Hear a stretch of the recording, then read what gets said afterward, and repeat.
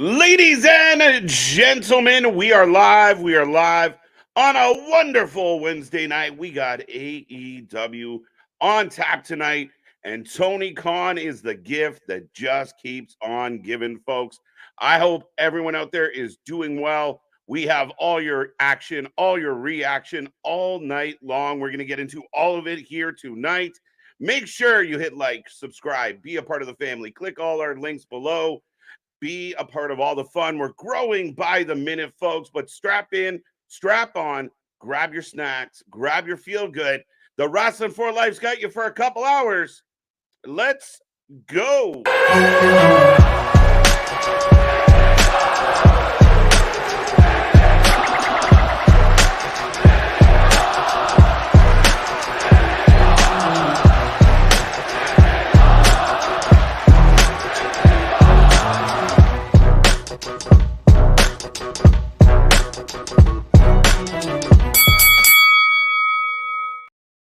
Ding, ding, ding. We are live and back at it again, folks. Welcome, welcome, welcome to the show. We are the Wrestling for Life Network. Like I said, we got AEW Dynamite on tap tonight, a night where we will find out what is Tony Khan's gift for one Sting. I see the chat filling up already. Get in there, say hello. Don't miss a minute. We're going to bring you all the action once it kicks off. We got a little bit of a pre-show here, so we'll talk about what is on tonight's card. We'll probably talk a little bit of the wrestling news in the world between what happened last night in NXT, what's happening with Impact. There's so much to get into, so many rumors out there. Plus, announced today, WWE going to Germany. Apparently, they're going to Paris. We got a lot of intrigue in the wrestling world. We're going to talk all about that as well, folks. I will remind everybody out there, I am Mr. Every Night, KJ White, the Iron Man of YouTube. I am the man that just refuses to go home. And I am happy to be here with everybody once again. Like I said, fill up that chat. Don't be shy. I see people already jumping in to give us their comments. So make sure you join them tonight. And again, we got a lot to get into, a lot to cover. We're going to get a MJF and Juice Robinson match for the Dynamite ring, a match that I think MJF is going to lose. I think he should lose. He won't lose it clean, but I think it only adds to the story that they're somewhat trying to build here with MJF and the Bullet Club. So if MJF is unsuccessful, finally, for the first time in the history of the ring, he doesn't get the ring. To me, it plays well. They've already stolen his belt. Now they're stealing, his ring. What else can they take from him? His friend's missing or MIA, or well, not really MIA. He's hanging out at Roddy's house making peanut butter and jelly sandwiches. But we will find out what happens in that one tonight. Rob Van Dam returns to team up with Hook to take on the Dark Order. A little bit out of left field. Nice to see RVD back. Don't love, RVD and Hook versus the Dark Order, on paper. But it is what it is. So we will get that match. It should be entertaining. Then we also get the Ring of Honor 6-man titles on the line, as again we get the Jacksons, the Bucks taking on the with Hangman Page taking on Brother Zay and the Hardys. Okay, we'll find out what this means. We'll see where it goes. That match might start off the show tonight, if I was guessing. Then we get Hikaru Shida, as I like to say, taking on Ruby Soho for the championship. I like this match. I'm good with it. I hope the ladies get a good amount of time to give us a good match. And then we also get Claudio and Bryan taking on Orange Cassidy and Okada. Again, another little bit of strange booking, not expected booking. I know the easy to please out there are just happy to see Okada's name on the card. But again, you bring them in, you kind of put them in this weird situation where, it's a lot of baby faces technically in that match. So we will see what happens there. I'm very intrigued with that and how they're continuing to build this one up. But yeah, Okada will team up with Orange Cassidy. I mean, will that somehow lead to an Orange Cassidy Okada match? Maybe. We will find out for sure tonight. I'm going to say hello to some people real quick as the time is clicking away. TK's, well, welcome, C Money. TK's gift is a lifetime of oil changes. and car washes at the Khan Family Wash and Quick Lube. Now with 6 convenient locations across all greater Jacksonville area. Offer not valid in the Orlando shop. Well, see, money, you might not be too far off. I have no idea what this gift's going to be. I jokingly said it was going to be a Hall of Fame, which I think Robert did as well. Welcome back, Robert. Um, I think Sting will be the first inductee into the AEW Hall of Fame. And I really, really, really, really don't love the idea of a company that's 4 years old having a Hall of Fame. Now, anybody in the chat right now, you guys can let me know what you think of that. I don't love the idea. I really don't. I find it very interesting. I mean, basically, you're inducting someone into the Hall of Fame for the vast majority of their work being done outside of the company they're in. So I kind of hope it's not that. I think it's going to be that, but I really hope it's not. Kevin, how you doing? How you doing? Welcome back. Luna, good to see ya. Luna will be here tomorrow night for Impact. She'll be here Sunday for the Monsters Ball recap.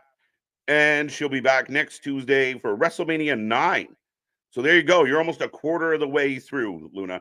I don't know if that makes you happy or sad, but 25% of the way there. So make sure you check out Luna on Tuesdays, rewatching every WrestleMania from 1 to 39, leading into WrestleMania 40, where we will have our 2-day WrestleMania marathon. So do not miss that. But welcome, Miss Luna. I predict that Sting will be the first inductee. You got that one, Robert. I'm kind of with you. I mean, what's he going to give him? A new car? Part of me thought, is it, his gift going to be, maybe it's his own, like a pay-per-view built around him? I don't know. I have no idea. You never know with Tony. I will take any guesses, any predictions, any thoughts on what Tony Khan could be up to with this one. I find it very interesting because I feel like this has been the big thing that's been advertised for tonight. More so than anything else, I feel like Tony's gift for Sting is like the most important thing going on in the show. Don't exactly know if that's the best thing for the show. He can't pawn that. Going to be a shiny new t-shirt. There you go, the Sting t-shirt. I still like the idea. My favorite still is that Tony Khan bought TNA for Sting. I think that's my favorite so far. AEW will survive without CM Punk. Absolutely. I don't think that's in question. Will they do as well without CM Punk? CM Punk's still their top merch mover. CM Punk still gets talked about more than most of their wrestlers. CM Punk seems more relevant and more newsworthy than the people that you're booking on a week-to-week basis. So, yes, will AEW survive? AEW will survive without Punk. They'll survive without Moxley. They'll survive without a lot of people. As long as the big old piggy bank is there, they'll be fine.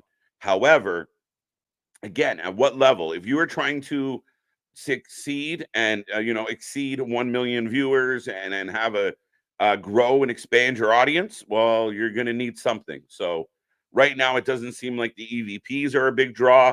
People are overly excited about them or buying tickets for them. But I think ultimately, Robert, Tony's got some issues. Ticket sales, viewership. I think he needs to address it. I think he needs a plan, and hopefully he does. Collision did 518, so up from previous week. Battle of the Belts did just under 400,000. Again, doesn't surprise me. I'm actually surprised that Battle of the Belts did that many, Alexis. We also had, what was it? NXT last night did 787,000, so a strong number, pushing 800,000 for NXT. Yeah, I mean, I was really happy with Halloween Havoc last night. Big night. If you didn't know, Becky Lynch did lose her NXT title. Jade was there. Brian Pillman Jr., a.k.a. Lexus King, made his debut. Lots happened last night. Oh, we got new tag champions as well, Chase U. So, yeah, a great night on NXT. Good numbers on that show. A lot of praise is being given to Shawn Michaels for the work he's done with NXT. And I can't argue with that. I can't fault him at all. What's up, Steve G? How you doing? Sky Blue will be champion by end of 2023. Chris, I don't think that's accurate, but good to see you. I don't think she will be. I don't know what they're doing with her. Now they're making her dark and gothy, and she got misted, so she's turning, except Julia Hart's not here right now. She won't be back for a little bit. We'll see. We'll see. We'll see. I don't think she wins a title in 2023, October, November, December. No, maybe 2024. I'll give you that, but 2023, I don't think so. Bum, bum, bum. Steve G giving some love. I like it. Okada will wrestle tonight. Yeah, I'm a little surprised.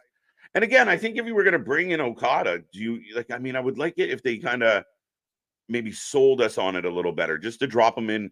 Like we got RVD in a random tag match, we got Okada in a random tag match. It's odd, and actually, that match might start the show. We'll see. What's up, Damien? How you doing? How you doing? Mega, good to see ya. What's going on, gamer? I hope you're having a wonderful night, sir. Bonkers, how you doing? MJF won't lose. Won't lose. Next strong will help him. Oh, is you maybe that's the twist here. Bonkers. Well, Roddy says, I guess I'm gonna have to make friends with this guy. And maybe that's true. Maybe that's what he needs to do. Maybe in an effort to help his friendship, his relationship with Cole, he actually assists MJF tonight. I don't know. I still put my money down on MJF losing the ring. I didn't like MJF winning it last year. It's time for, if you're going to do the ring every year, it's got to be someone else. Give it to someone else or retire it. Not watching AEW, sticking to my guns. Watching the Celtics, though. Hey, well, just hang out with us. We'll keep you informed. We'll keep you up to date. And I promise, like we always say, the wrestling might suck. We never do. It was my opinion last week that Dynamite wasn't great. We had 2 good matches, but a lot of it was not good. A lot of it was subpar. And I know some people want to disagree with that. I'm really, really hoping for a better night tonight. And again, when you have 5 straight matches with jump starts, when you have multiple things that don't make sense, when you're having production errors and botches and storylines that don't come together and everything kind of we got so many people kind of, intertwined in storylines that it's convoluted and complicated. I'm hoping this week's a little bit better, Boston. So I'll keep you posted on that. Sky Blue should beat Statlander. Ooh, I like Statlander, but I think they should have 1 belt.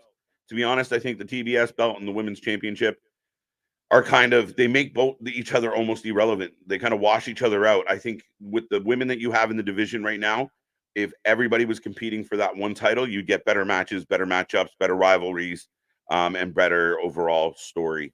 But Tony has to book the women's division better. And that doesn't mean put them in the main event, Tony. That means book them better. What's up, Raleigh Sport? How you doing? How you doing all the way from across the pond? Hope things are well. There you go. There you go. Keyshawn, how you doing tonight? Jeff Jarrett tonight. So let's go. I didn't see Jeff Jarrett advertised. Did I miss it? Or no, is he? No, he's not advertised. But there's a good chance. I mean, we talked about it last night. Is it crazy to AEW fans? If you're an AEW fan, how do you justify that you've had more Jeff Jarrett than a Kenny Omega, than MJF, than Adam Cole? How is Jeff Jarrett one of the most booked talents on your roster in 2023? Help me understand that. I'm curious.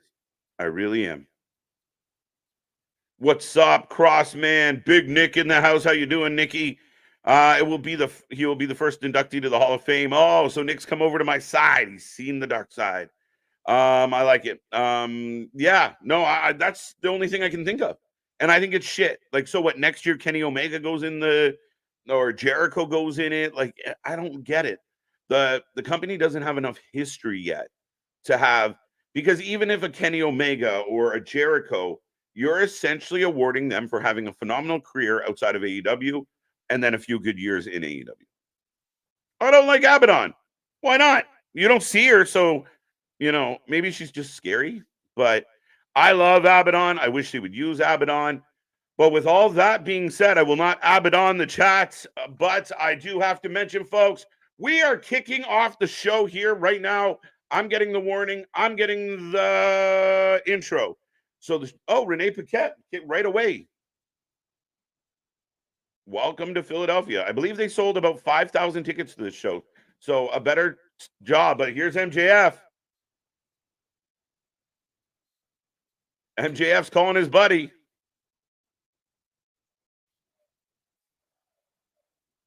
All right, so we're opening the show with MJF on the phone with Adam Cole while being interviewed by Renee Paqueta. We'll remind you guys, get in the chat. Adam!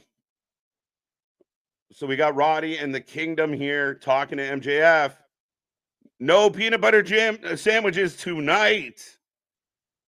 Yes, I see Double J and his band of misfits from old. Yeah, it's TNA 2009 taking on AEW. Simple KJ. He's an XWW, right? That's it. He's going to be an AEW Hall of Famer by 2025. Damn. All right, so MJF just wheels Roddy out of the picture. So while your champion is being serious with this heated rivalry that he's having with the Bullet Club, then what? You just sit back, we pause on it, we wait on it, and I don't get it, guys. It really is funny that you have all this other side noise going on. And then he cuts a hard promo. That promo would have been amazing. Oh, we clipped to the masked man, Adam Cole. He was on the phone, remember? Ain't he great? Ain't he great? Right, Mike? Welcome, welcome, welcome. No Jeff Jarrett. All right, no Jeff Jarrett. I don't give that Okada is there. Again, I'll be honest, I'm not thrilled at. We've seen Okada come in a few times. He's never really looked that amazing. We'll see. Join the House of Black, maybe, I guess. Knicks better win, and who cares about the Knicks? Sorry, Damien. Or Keyshawn. But we're opening the night with the Bullet Club, with Juice Robinson taking on MJF. It's going to be an interesting one, folks.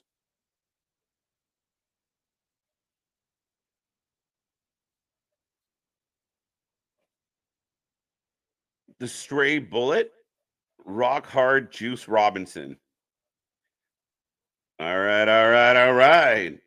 All right, folks, get in that chat. Let me know who you're taking. Welcome back, A. Jobson, Steve G, Bonkers, Alexis, Robert, I already got you. Mike, welcome, welcome, welcome.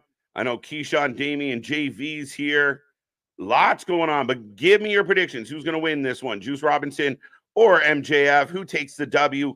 Who goes home with the ring tonight? MJF wins. Juice wins. I'm going Juice. Brandon, good to see you. Welcome back. Bobby, welcome back. And here comes the Burberry Badass. That's what I start calling Nick. The Burberry Badass. Juice for the win. MJF for the win. Adams the double. Anybody want to argue that? Anybody got an opinion on the double? I'm convinced it's Adam Cole and Roderick Strong and the group. I don't buy the broken ankle. I don't.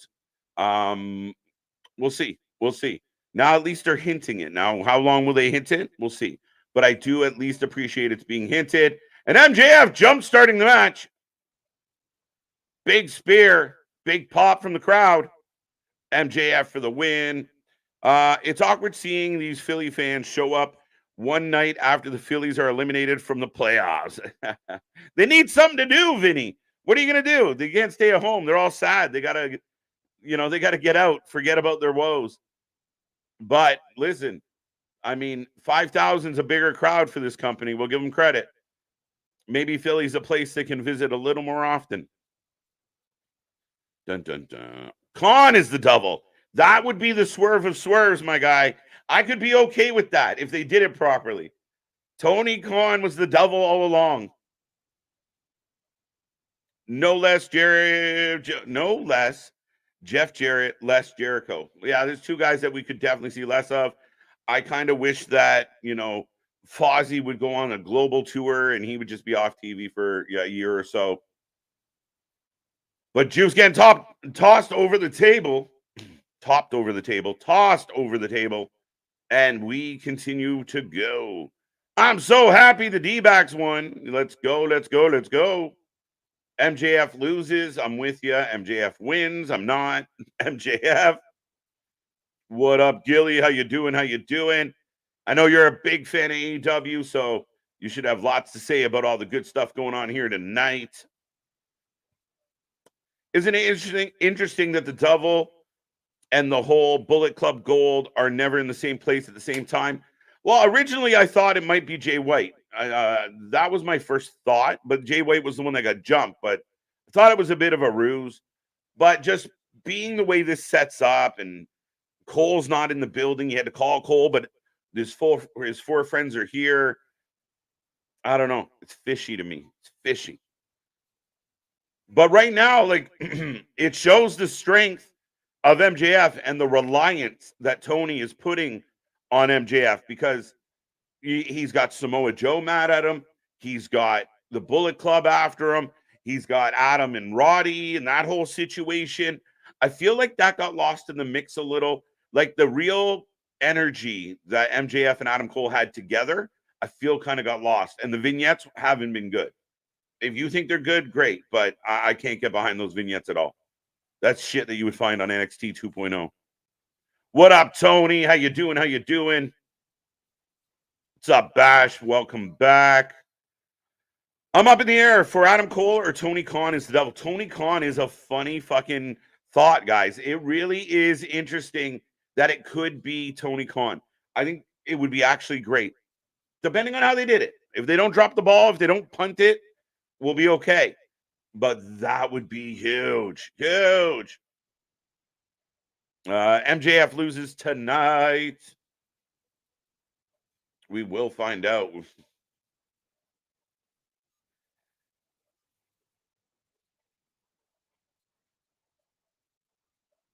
MJF on the apron, being surrounded by the Bullet Club, doing well so far. It's been all MJF. Hello. Hi, Steve. When Jay White got jumped, the Bullet Club Gold are nowhere to be found. Now that the Devil showed up, Jay White is nowhere to be found.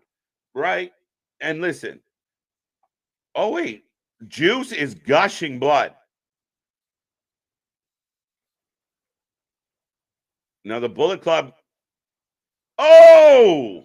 Maxwell into the stairs. Wow. Did not expect this out of the gate. We got Juice. And Juice on Juice. And MJF's got Juice. We got Juice going everywhere. So now AEW is doing the Devil bit like WWE did the White Rabbit. Yeah, I mean, again, it's not like the White Rabbit was something. It's not the first time we've gotten hints and little secrets and mysteries in wrestling. So I was just about to say, before I get distracted with all the blood, I give them credit. They have a story that's transpiring on their show that we haven't had the answer leaked. We don't have the answer given to us. That they're not just, the payoff hasn't happened immediately. They actually have the fan base guessing. So I give them credit for that. It's interesting. It's compelling. It's up to them to turn it into something that matters, something that actually makes sense and actually has some type of big payoff. It's clearly Nick Wayne is in the Devil mask. Who else is that tall and buff? That Devil is at least 4'6" and 85 pounds. Mike, I like it. I like it. It's Nick Wayne, his mom, his aunt Christian in the mask. Here comes Jay White with the belt, by the way, just sauntering late. Oh, by the way, I'm here. I guess maybe he had to take the that Devil mask off before he came on out. As I go into pitcher and pitcher, folks, let me know what you're thinking. Let me know what's on your mind. Don't be quiet. Get in this chat. Talk to me tonight. Buns up. Buns up. Wow. A double tag team match. That is so effing dull and boring. Again, not my choice. Again, if you're just trying to fill stuff in, I guess. RVD coming back is cool. But, I mean, if it was RVD versus Orange Cassidy straight up, yeah, that's kind of fun, kind of cool, kind of different. But instead we get him with Hook, or even if it was RVD and Hook. And now they're going to take on the Dark Order. I don't get excited for anything involving the Dark Order anymore. And I don't know if there's fans out there that love the Dark Order. I'm not one of them. When do you see Adam Copeland versus Christian Cage, KJ, Full Gear? I think you got to strike where the iron's hot.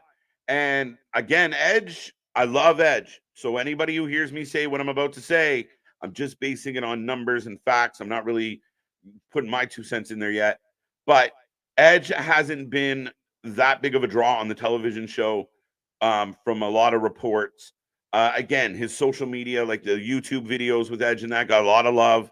But you got to strike where this iron's hot. You got to get Copeland and Christian into the ring sooner than later. What are you going to do? Wait till Revolution? I don't know. I mean, talks about this new pay-per-view. The World's End is coming from AEW. There you go, Jordan. Welcome, welcome, welcome. He's cut. Oh, my God, King. Stop the dang match. Stop the dang match. Yeah, we're in picture right now. Juice isn't in control of MJF. Both men are Crimson Mask, if you would say. And, yeah, the match rolls on. MJF face didn't even touch the steps. Well, Bash, maybe you're just being picky. No, I don't doubt it. He got close. We'll give it to him. I think sometimes the cameraman, like even when he was down on the ground and that's the spot where he's going to gig himself, why are you zooming in on him laying on the ground? Don't. Show juice. Show juice. Let MJF get his juice and then show him. But don't show him while he's laying there doing it. That's Tony's present to Sting, the Black Scorpion rematch. I thought maybe, he was going to bring in Muda. I got you, Muda. But that's probably not likely. I don't know. I really, really think it's going to be the Hall of Fame. I do, and I really don't love the idea. We don't have an answer because they don't know what to do with it. You might be right. You might be right, my guy. I mean, trying to give them a benefit of the doubt that they might have a plan on this one, JV. Come on now. Jungle Boy is the devil. That'd be interesting as shit. Make no sense and come out of left field. But it would be a holy shit. Probably not great. But MJF's choking juice as we come out of commercial.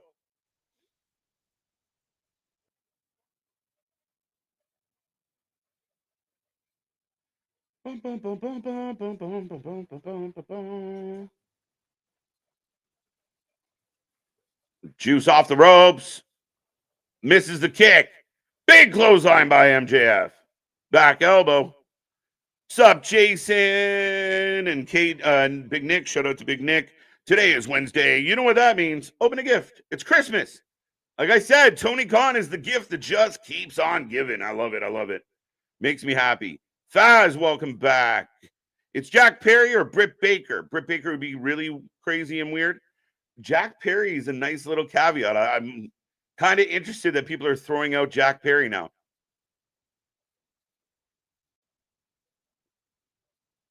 As MJF bites Juice. We have blood. We do. Juice got juice. Wow. Arm drag into the turnbuckle. Crowd is alive for this one, folks. Commercial break number 1, Mega. Thank you, thank you, thank you.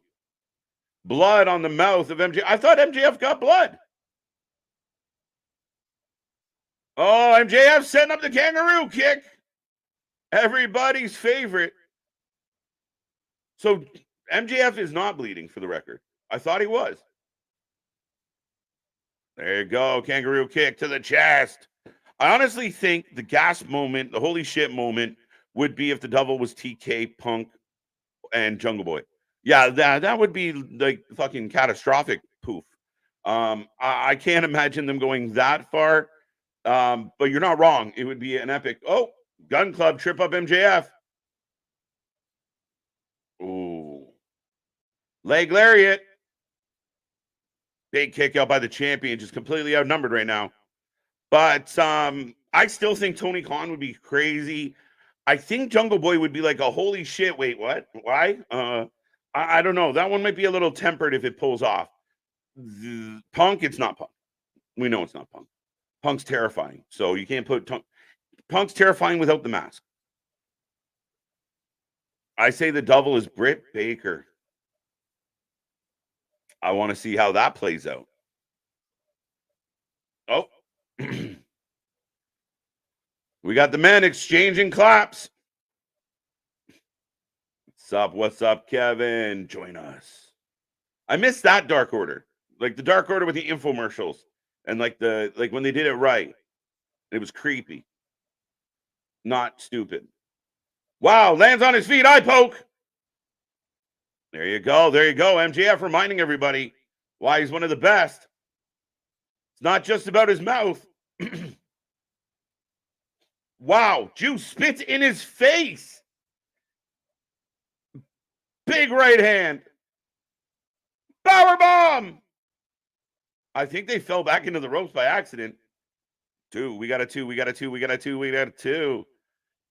the Bleacher Report on Max, will Full Gear be on Max? Possibly. It is a possibility, Jason. I can't confirm that at this time, but definitely a possibility.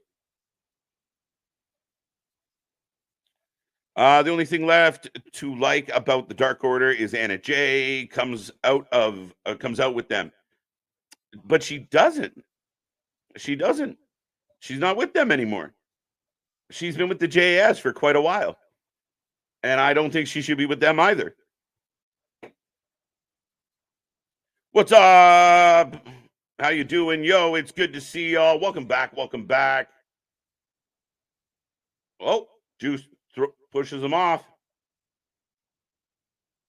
Sope Maxwell.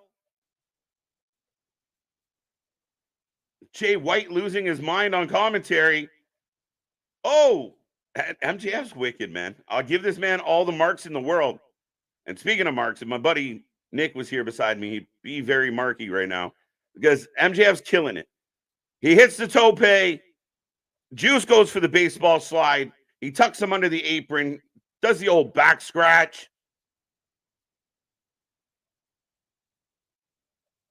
The ref needs to take control of this match and eject the Bullet Club. That's a constant kind of. Wow, two. Real deep two. Real deep two. Yes, that was balloons, if you were wondering. We have more Tony Storm garbage coming later. I'm still not. I haven't turned on it yet, but I will say I'm not liking it as much as I once did. As the ref's trying to fight off both members of the Guns instead of kicking them out. This is ridiculous. MJF got the ring on the finger. Juice has got the fake one on his. Boom! Lands the right. Yeah, what the ref is doing with the Gun Club is stupid. It really is stupid. And there it is, setting it up.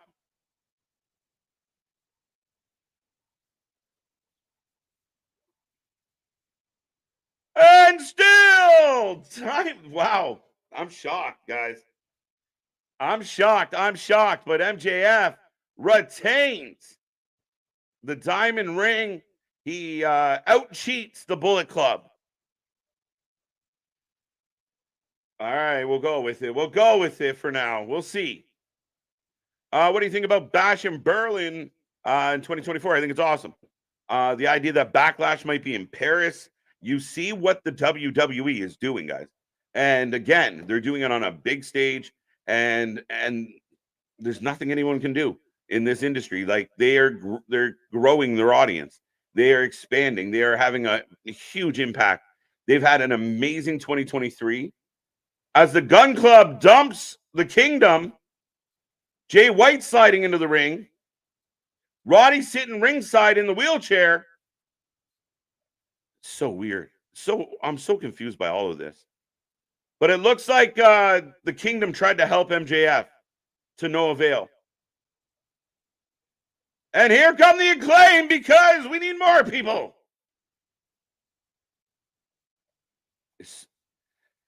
Whew. All right, we got lots of people kicking around right now. The Acclaimed have come out to help MJF, Bullet Club powder out. Roddy's sitting ringside with the Kingdom, who are useless. And MJF and the Bullet Club running away like they're in trouble. We're going to deal with the good stuff. We're going to stay with the good stuff for now. Yeah, a new Sting mask. Oh, we're going to cut my music and get a promo after a match.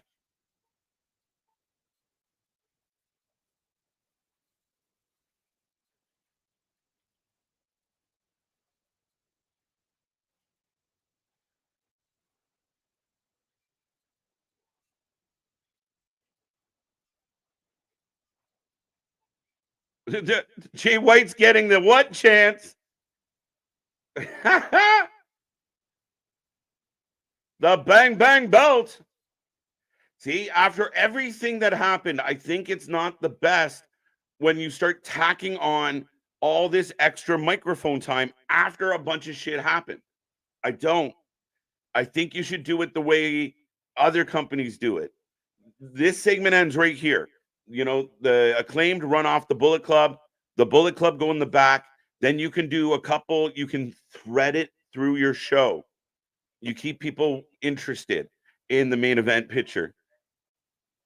But again, they keep doing like all this stuff, this match, and then more stuff, and then run-ins, and all these people involved.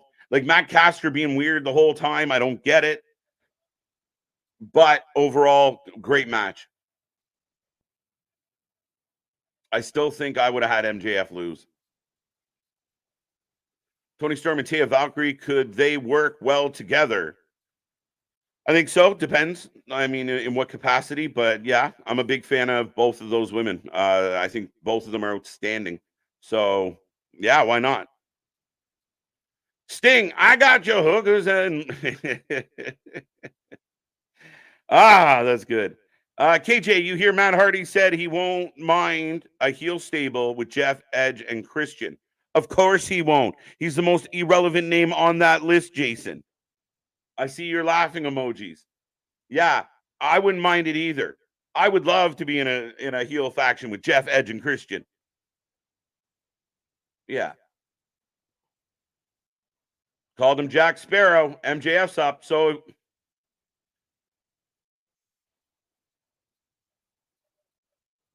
it's going to be the Acclaimed and MJF taking on the Bullet Club.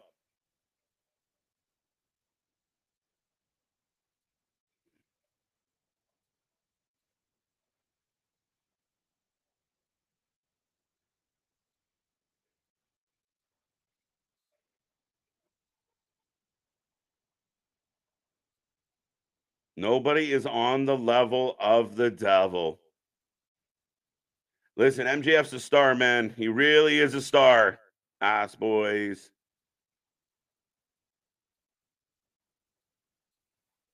Oh, we got more talking. Shit, guys.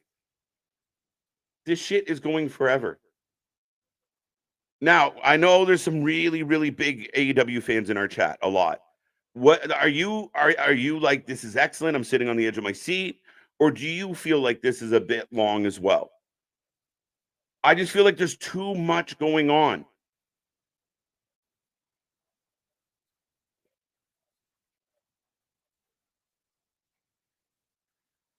Put those two bitches on your lap and roll off a cliff, you bland biatch. Now Caster's got a mic, so everybody gets a turn with a mic. Why is the ref kicking anybody? It's stupid. It was really stupid. Surprise! I wouldn't say AEW doesn't pipe in any sound effects, but WWE is totally overdoing it with Tom. I don't think they're piping in as much as you think, Steve. I really don't. And I've read a lot of reports. I've heard a lot of people that have been in the buildings. I've talked to people that have been in the buildings. I don't think it's as piped as people want it to believe. And both companies are guilty of it. So I really don't give a shit. Tobin. Sup, KJ? Can the double mask beat Britt Baker for a new character, or can it be David Finlay? I originally, Tobin, thought it was David Finlay going into the pay-per-view, being that what was the last one? The Wrestle Dream. That it was kind of, had a bit of New Japan vibe to it. I wondered if it could be the Bullet Club that were behind it. But then it dissipated. It never happened. It kind of went to the back burner. They brought it back out in the last week. So David Finlay seems unlikely, and I don't know if it's going to get the pop that people hope. Britt Baker's really interesting to me because I don't know, like, how do they sell that? Like, is Britt doing it on behalf of Adam? What is the take there? I have a feeling he is losing the belt to the Bullet Club Gold. I don't know. I don't think so. I thought he would lose. Oh, wow. No scissor. Now, so Max isn't happy, like, isn't giving in to the Acclaimed. Billy wants to beat up Max. Wait, now we got more shit going on. Kenny Omega in the house. And I know what's going to happen here, guys. And we got a fucking problem. But yeah, Saturday or next week. That is what we're getting, folks. This is what we're going to get. Blows my mind.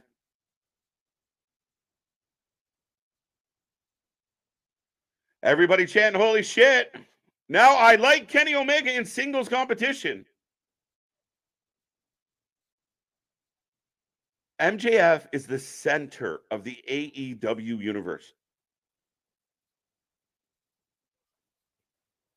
Soup Sandwich Show. This was a great segment. Great. Okay. This is long as fuck. Let's be real, Justin. And again, parts of it were good. I just think there's a better way than shoving it all in the one segment. So now Kenny Omega's here and he's going to challenge MJF. The Acclaimed have arrived. MJF is on fire. Really funny.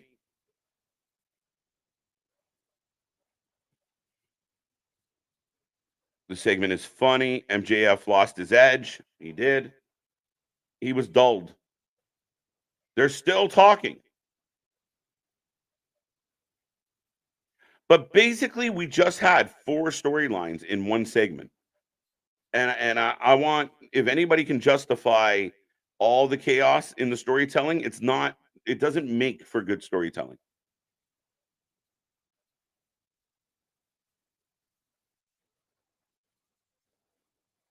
Gee, golly gosh, don't be afraid to show it. Now, this should be your Full Gear match.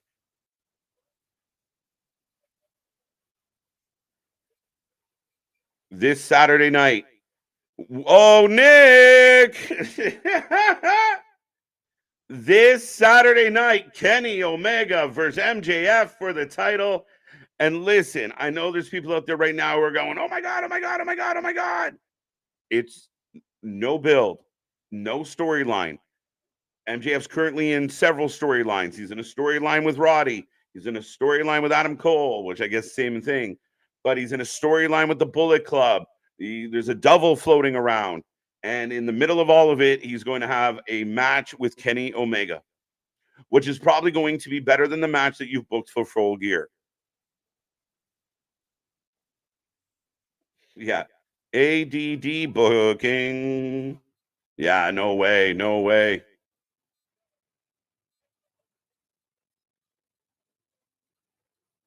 Three days, bitch. How many people can you fit in one segment? This is what happens when you try and fit a bloated roster into one show. Joe, you're not wrong. And like I said, I'm not saying don't do some of this stuff. What I'm saying is there was a better way to do it. There's a better way to thread it through your show. That match for the ring should have been the main event tonight. And then you do what we've seen other companies do. You have a segment in the beginning, 15, 20 minutes later, you have another segment, 15, 20 minutes later, you do another segment, and you start tying all your stories together. And then the main event, there's a payoff and a moment to talk about. instead of just how many people were involved in that segment? And I know some people out there said, what a great segment. That's a mess, guys. 3 days, bitch. Now, are you not, like, as an AEW fan, I want more build. This is a big fucking deal. MJF's going to fight Kenny Omega with 3 days notice. I don't know. I don't know if that's good for me. The Kingdom, the Bullet Club Gold, Adam Cole, Kenny Omega, Samoa Joe, Wardlow. Don't forget Wardlow's got MJF written on his, so we don't know what that means. Yeah, that's what this is. Tony Khan just fucking, it's like a virgin on prom night. Just pop. So unnecessary. EVPs take the strap amidst the turmoil. That is AEW. So what? Kenny just wins? Could Kenny win on Saturday? I don't think so. But no. And again, I don't know what to think. Where is no way with all the backstage people having the knowledge of wrestling, this should happen. People that have knowledge of wrestling, this should happen. Oh, the backstage. Relax. I'm not fully pulling out your sentiment here. People that have knowledge of wrestling, this should happen. Are you saying the Kenny MJF match should happen? I have no problem with the Kenny MJF match. What I would have loved for to happen is a few weeks ago, Kenny and MJF confront each other. They point out that he's creeping up on Kenny's record, and then they battle, they feud, they have a confrontation, and you have some type of story that builds. That's kind of what you should do. That's my take on it. I don't hate a lot of what happened there. I just felt like it was so many people and so much going on in one little chunk of time. We had a match, we had interference, we had run-ins, and we had other run-ins. Like, what was the point of the Kingdom coming out? To show that they're trying to help Adam, they're trying to help MJF, but they suck miserably, right? They end up just they end up looking stupid because they run out, get popped, the Acclaim run out, and the Bullet Club ran away. So the Kingdom are what? A couple of pussies. They don't make anybody nervous. And what? Then the Acclaimed are badass, so we better run away. We can't fight the Acclaimed. They don't have a guy in a wheelchair. But now we got a Wardlow package coming out of break. 3 days, bitch. Yep. Well, that happened. It wasn't bad, guys. That's the fucked up thing. And I don't want to be like I'm being uber critical. It's not bad. It's not bad. I mean, Kenny versus MJF is amazing. No build.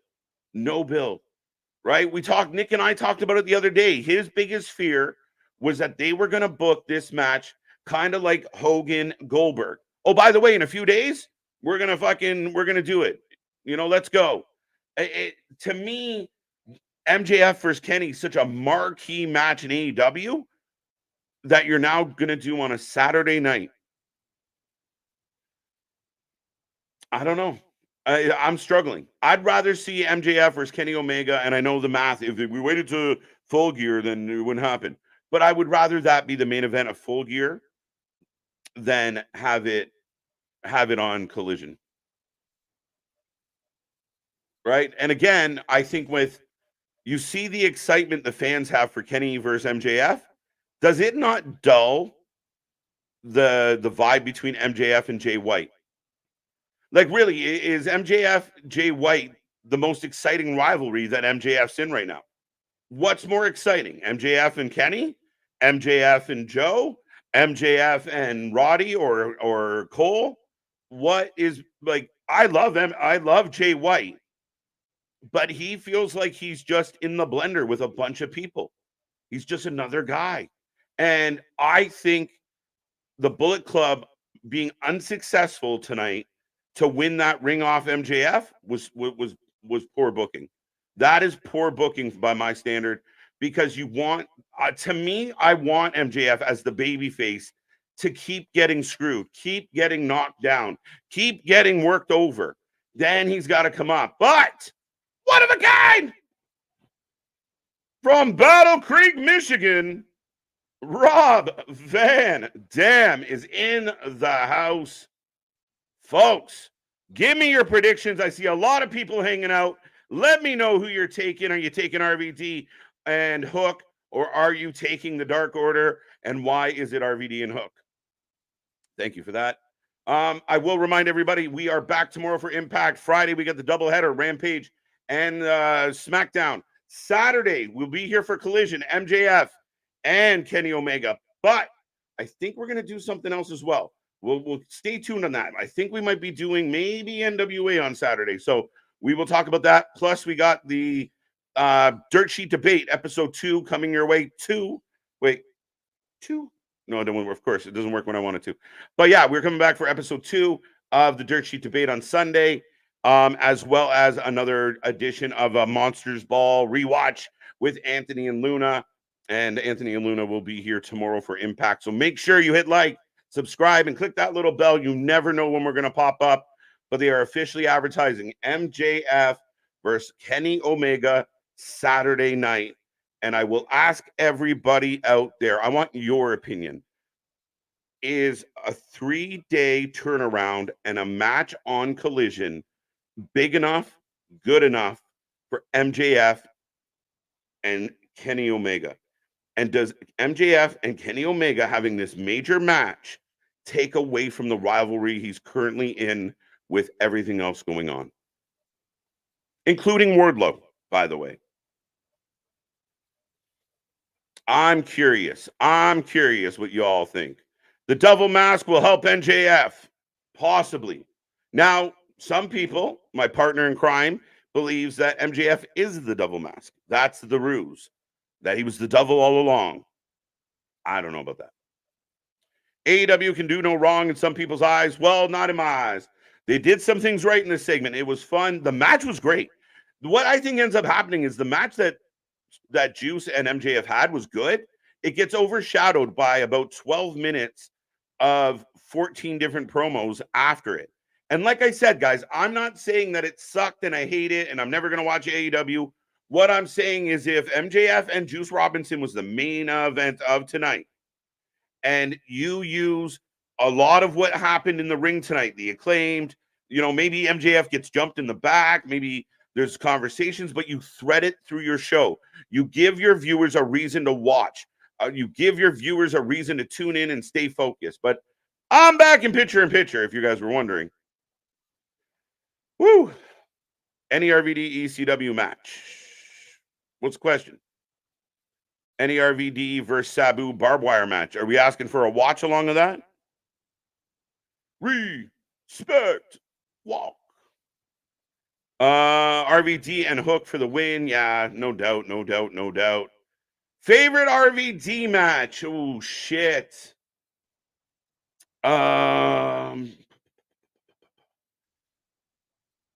going to be something out of ECW, even though he had some really good IC title matches in WWE. I feel like RVD Kurt. Man, Keyshawn got me on the spot. RVD Sandman's a classic. Going backwards. I'm going to have to think about that, man. That's a good one. RVD and Hook for the win. Why is Hook with RVD? No build for this tag team at all. Why is Okada with Orange Cassidy? I mean, again, I don't mind. I love that RVD's on TV in 2023. I'm a big fan of RVD. I like that he's wrestling. I don't quite understand the method to the madness, if you understand. Like, again, not being negative, just I like what you got. It's what I keep saying. Like, Tony's got all the ingredients. He just doesn't quite know how to put the meal together. RVD and Hook for the win. MJF and Jay White cardboard. Yeah, one-on-one. Dark Order versus I'm back in picture, by the way. RVD time. Having MJF and Kenny on Saturday is stupid because Collision is getting like 300K in the ratings. So if your hope is, well, maybe if we announce MJF and Kenny, we might do 500,000, 600,000. What could we do? We'll find out. We'll see if there's a big uptick because of this match. I just feel like, and again, I've heard the critics of WWE talk a lot about, well, where's the build? What's the reason? Why is Brock Lesnar mad at Cody Rhodes? Well, why is this? Like, Well, he doesn't want him to break his record. So why didn't you build to that? Why didn't you make that a focal point? And then when he got through this hurdle, then you move on to the next thing.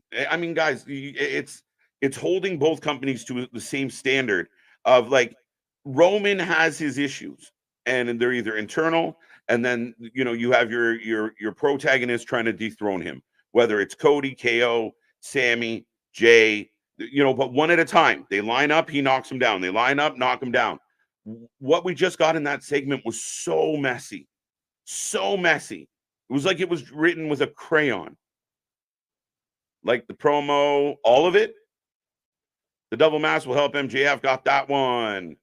LA Knight versus MJF dream match. The fans will go crazy. Hey, hang tight. 2024 is around the corner, Jordan.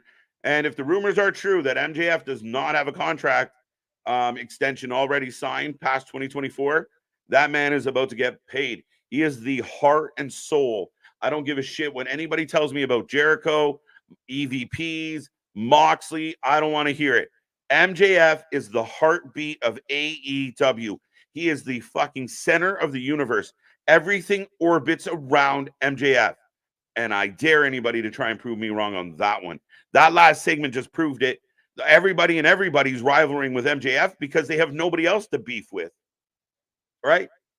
Samoa Joe's got a title belt. Nobody's threatening his title belt. He's more focused on MJF's belt instead of defending his own belt. What does that tell you? Rolling Thunder. Reynolds back in to break it up, continuing this match against our will. The Dark Mortar didn't get a TV entrance. I missed that. That's amazing, Mega. So the Dark Order is officially, if they weren't already, in jobber status. By the way, they're giving us a little graphic. Friday, December 15th, Ring of Honor Final Battle. I love a good Ring of Honor pay-per-view. The last couple Ring of Honor pay-per-views have been subpar by my standards. I just felt like there was no build, last-minute booking, too many matches. I hope Final Battle is a good one. MJF versus Jay White, cardboard. Got that one. Switchblade never needed the Bullet Club to get over, but putting him in the faction makes him feel like just another guy. Not enough of a high-profile AEW matches either. Real, I completely agree with you, and I've debated this with a few people already. If MJF had come in, not MJF, Jay White came in, and you kind of look what you did with like what WWE's doing with Jade, right? They didn't just throw her in there and just start giving her random matches and put her in a tag team match, and then all of a sudden she's going after a champion. They're letting you know she's something special, and that's what I think should have been done. It was a big deal that Jay White picked AEW over WWE, if the stories are true, and he chooses to go to AEW, and he should have been in there with top talent, and he should have been beating them convincingly. 5-star frog splash. Oh, Johnny. And we got the choke. Red rum. It's over. There you go, folks. And still happy to be on the show. RVD and Hook with the W. Dark Order does a quick job, quick work. Uno down and out. Audrey trying to get a harm, but nobody will listen to her. But yeah, Real, I agree with you. He should have been a world beater out of the gate, like not fucking around. That, I mean, the best thing he's done was with the 2 out of 3 falls with FTR. And that's great. You could have ran that up the flagpole. I'm okay with it all day long. I'm a big fan of Jay White. I just don't feel like he was highlighted in the ways that he could have been. Hollywood Homecoming, the quest for gold at Full Gear. So Tony Storm is going after the title at Full Gear.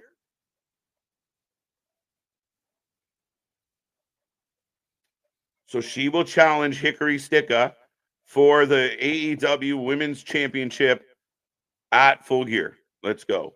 All right. So we're getting a movie that goes along with it. But here's Tony. Timeless. Tony Storm. Instantly the black and white. Listen, I can't hate on this, guys. I know some people don't love it, but it is at least it's different. At least it's different. RVD and Hook for the win. Absolutely. RVD. Can't wait for RVD in a tag team action. There you go. Just got it. Man, it's good to see RVD. I like RVD. Absolutely. But right now, folks, we are back in picture. We are getting the latest Tony Storm movie, 15 minutes to curtain, in picture. The funniest use of picture ever. But I haven't completely turned on Tony yet. I'm still going to advocate for her. I give her credit. At least it's unique. When an ECW mark is your booker owner and you get Taz's kid teaming with the whole effing show. Makes sense. RVD and Hook for the win. Got that one. Got that. Let's go. Sometimes you fellas harshly criticize AEW more than it deserves and overlook the same shit with the other company do. I'm sick and tired of the same match in WWE over and over again. Well, Gilly, can you give me an example of what was over criticized or harshly criticized here this evening? I praise them for having a good match. I praise them for having a good idea, but stop me when I'm wrong. Tell me when I'm telling lies, Gilly. Just because you don't like what I have to say doesn't mean it's harsh.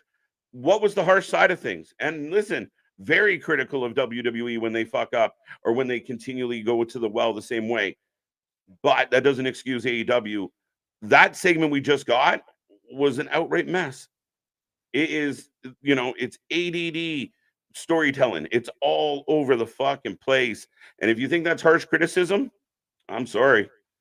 I'm sorry, but I'm not sorry. Yes.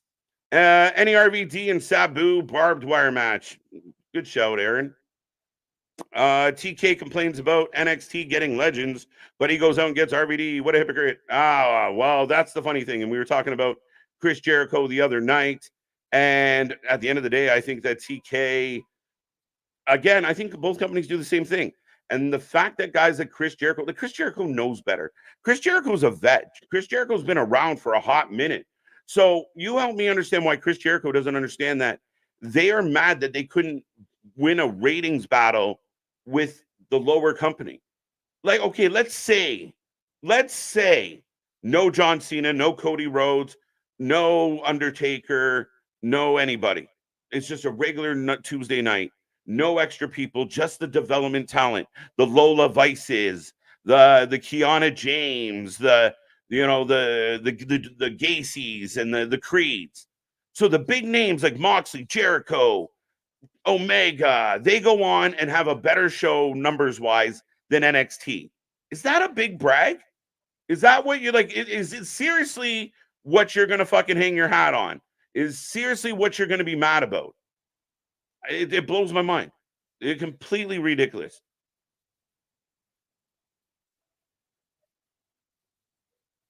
And here comes Darby and Steve. Thank you, Tony. Thank you, Tony. Thank you. RVD and Cena. RVD and Cena, I think, is a very, very underrated match. RVD and Eddie was a good match. Darby with his sling. Here comes Stinger. So we're going to get Tony, or Tony going to be on the big screen? How's Tony going to do this? RVD and Riddle needs to be a tag team in AEW. Steve, don't. I don't think it's impossible. I really don't think that's impossible, man. RVD and Hook for the win. Let's go. They did win.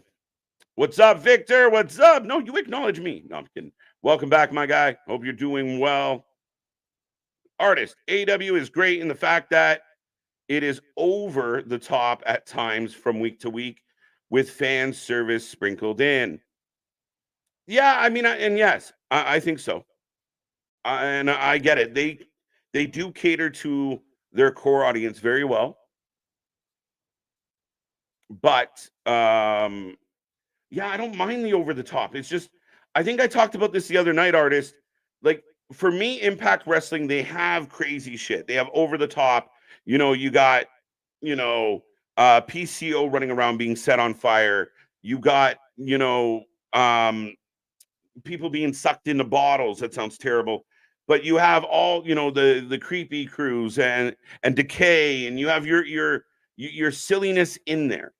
But your main event stuff is your main event stuff, and that shit is serious. And I think that's what AEW kind of blends it a little too much for my taste, is that I don't want the champion in a whole lot of silly shit.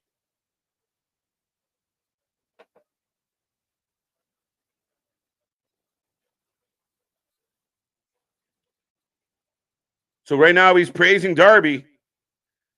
I can't wait for MJF and Kenny Omega. I'm going to Collision on Saturday night. Kyle, that's a lucky show, my guy. You must be popping, sitting at home like, wait, what? 2-0, 2-0. Hook and RVD win. Yes, they do. Jay White debut was horrible. I like that. No one knew who he was, and I think he lost his debut match. They blew it with Jay White from the jump. And you know what? As much as I agree with that, I think they did a good job getting it back. Like when they started challenging for the tag titles and such, I thought that was really good stuff, and it really made me kind of go, okay, like Juice and Jay together are outstanding. But again, I think Jay's getting lost in this blender that is, all these challengers for MJF in the way of the story that they're trying to tell. That's like putting two movies on at the same time and trying to watch them overlapping from each other. It's impossible.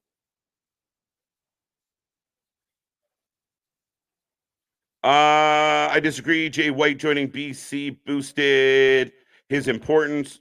I'm with you on that. That's kind of what I just said. I think I'm reading backwards right now, so we'll see. RVD versus Triple H versus HBK versus Y2J versus Kane versus Booker T at SummerSlam or Survivor Series 2002. Nah. I always lean towards the single matches though. Thank you, Sting. Thank you, Sting. KJ, can you blame them? I'm sorry, but a guy in purple gimp mask with a bitch. Listen, at one point the Dark Order were decent, but we got music. Oh my God! Oh my! It's Ric Flair! Guys, that is hilarious. I joked about this. That Tony got him Ric Flair. Where is wee woo, mother? Oh my God. Ric Flair! Ric Flair! Proven money can buy you anything. The Nature Boy!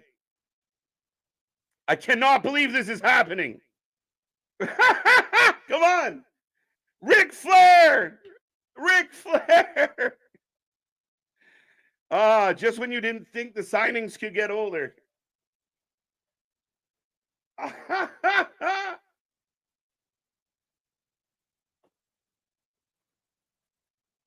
We can't have a wee woo, Nick. We fucking called this. We were joking. We were on vitamins. We were, shooting out of our ass. But the Nature Boy is here. If they give us a match, I'm gonna spin. Remember, the last match in WCW history was Ric Flair versus Sting. So if somehow Ric Flair is a part of this, yeah, no, you can't help but pop. You can't help but pop. Holy shit, indeed. Let's go. Don't tell me Sting Flair, you can't. The last time Flair had a match, he passed out twice. Without being hit, he just passed out from oxygen deprivation. Sting, this is your life. Is this his gift? I bought you an old man.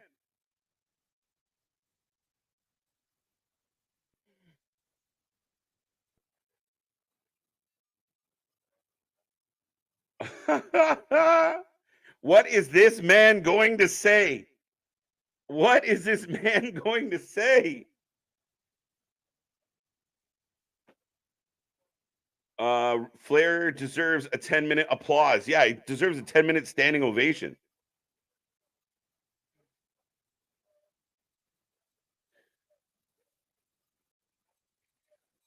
Ric Flair still hasn't retired. Ric Flair had a pay-per-view dedicated to him called Ric Flair's Last Match. Me and Nick were here live for it. And yes, he's still not retired, even though that happened. There you go. Arn and Tully. I don't know about Tully. I think Tully walked out, to be 100% honest with you.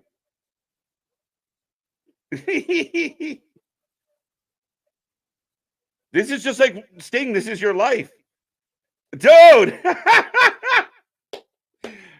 Oh. Ric Flair is on AEW TV. My God. My God. We were literally laughing about this last night. The fact that it came true. Whew. He's off the Finn's Christmas card list. Shut up. I want to ride the wagon with you. What does that mean? If you'll have me. Big pop, and we're getting Flair getting warmed up. Give me one, guys. I can't let this is ridiculous. More music. And I know this is where the fun stops. Christian Cage here to ruin the party. What is Christian Cage going to say to Ric Flair? Holy shit. Holy shit. Woo! Guys. Sting versus Jarrett in a Ric Flair on a pole match. Party pooper Christian getting booed. The artist, that's not even like a ha-ha. That's kind of like caution, my guy. Like, that's from Love and Care. We're not making mockery. It's like, be careful, Rick. Awesome show, AEW, having fun. So Ric Flair was the gift.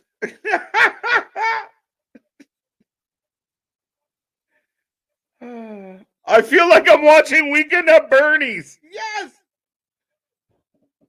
This is my favorite shit. Oh, good on you, AEW. I'm with you. I can't get the stupid smile off my face.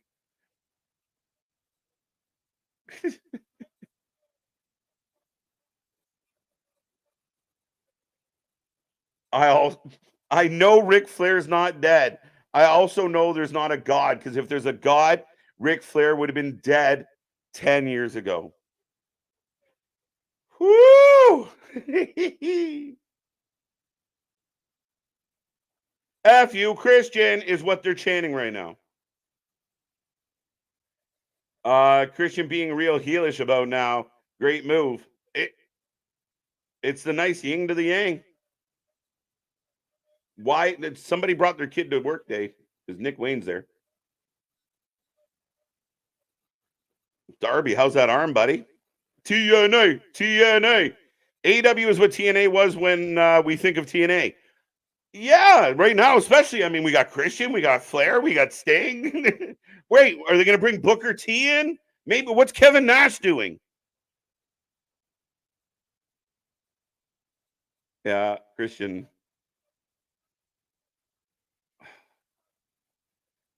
Remember, Flair was supposed to be in AEW a couple years ago. Yeah, there was a lot of rumors that Flair was going to go there, and then Dark Side of the Ring came out and reminded everybody that Flair's a bit of a freewheeling guy, if we didn't remember, and that got put on the back burner. So I guess enough heat has died down since then, so we're good.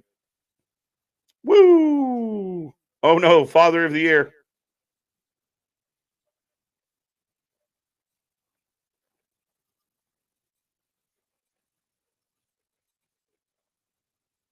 Awesome show, having fun. Party Pooper Christian. I got some of these already.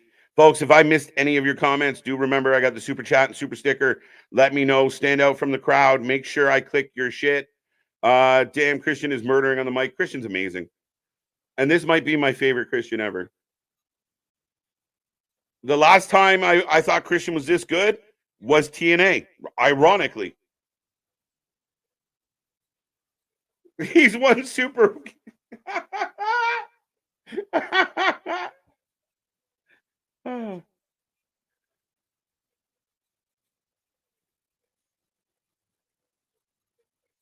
Wait, what? Wait, what is this? Wait. What tag match are we getting? Yeah, it's Sting. Hold on. What is this?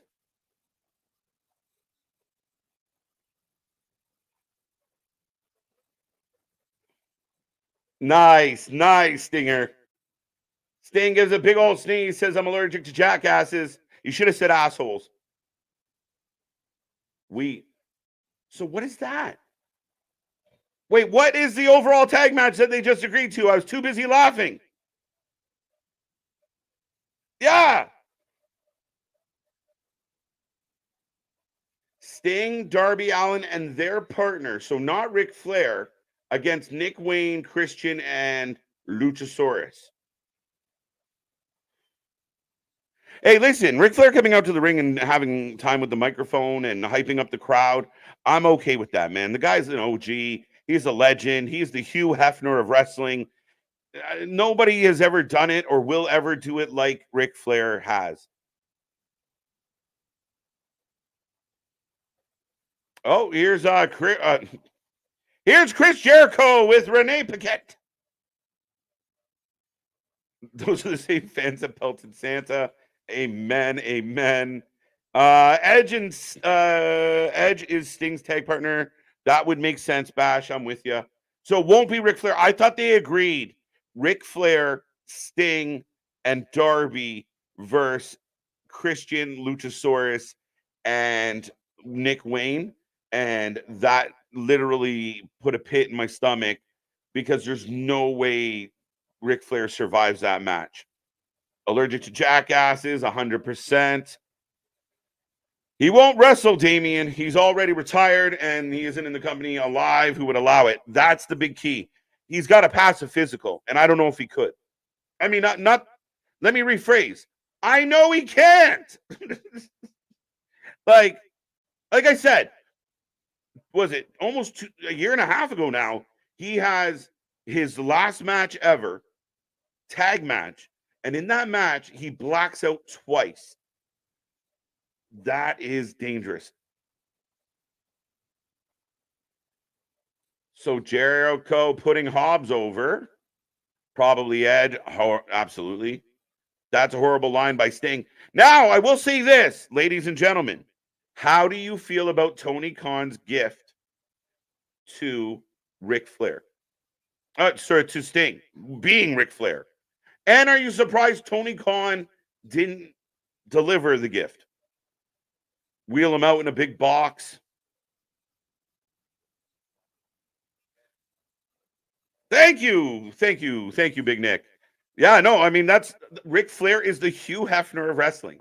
He's again, love him or hate him, he is a once in a lifetime OG. He's like Snoop Dogg, right? Their longevity, their ability to be multifaceted, to be, again, Joe Rogan for me said it best about Ric Flair. Anybody can go into any place in this world, and if you yell out the name Ric Flair out loud, somewhere in that room, somebody will woo. He's the only man on the planet that has a sound associated with his name. All right. So speaking of the WWE nostalgia, here come the Hardys with why does Brother Zay have a fucking mic? Don't know. All right, folks. I will take a prediction. Ring of Honor 6-man tag titles on the line. Up next. Let me know who you're taking. I'm all over the place. What a crazy night. And we've had two match. Two? Yeah, we had the one and then we had the squash match.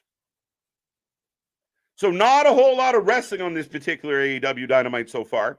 And I won't knock it for that because I know, again, it's not always about it. But here comes the Wayward Sons. Yeah, Hardy's for the win. Chris does have a lot of friends. It's true.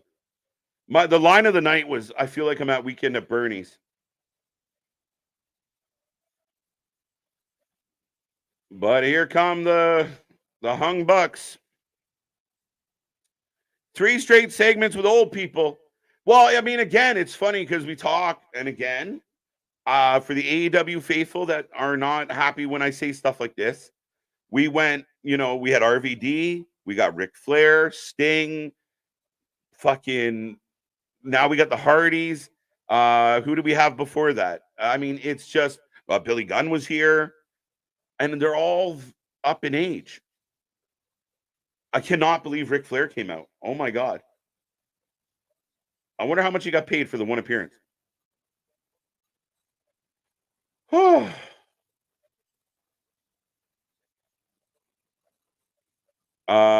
Hangman and the Bucks for the win. Yeah, I'm gonna go Hangman and the Bucks for the win. Young Bucks, Hangman, Adam Page for the win. Got it. Love that promo. It's a great build-up. Yeah, you know what, Mega, honestly, as nonsensical as that all is, I will not complain about that segment. Again, you brought out Ric Flair, and again, there's history with Flair and Sting. It's a big deal. I like that they did it. It's, I think we're going to see a lot of people come in to AEW, even for an appearance just like that, to praise Sting on his way out, right? Like the Great Muta. And I know Dave Meltzer wanted to point out that, he was giving Tony some suggestions. I'll tell you something, and we'll talk about it in a commercial break. So remind me about Meltzer. But yeah, and then you get the heel to come out, be a dick, shit on all the festivities, all the happy feels. I love it. I mean, I can't bitch about that segment at all. At all. Other than the obvious of everybody is WWE Hall of Famers. Goldberg.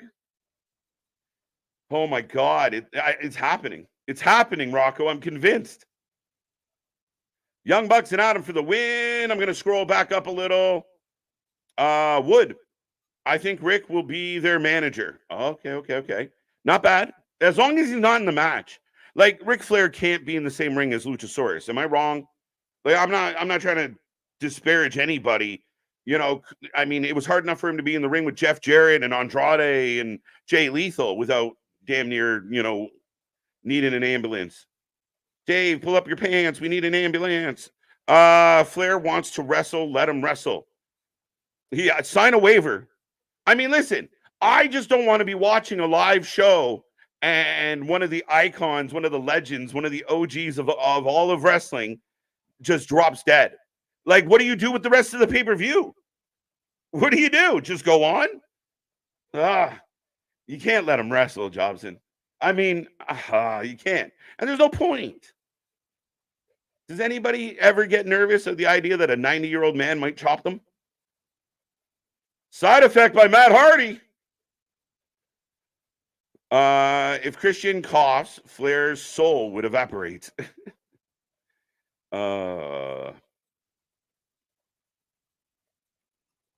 Dun, dun, dun. That's a horrible line by Sting. Yeah, I think it would have had a little more zing on it if he called him something other than a jackass. Brother Zay with a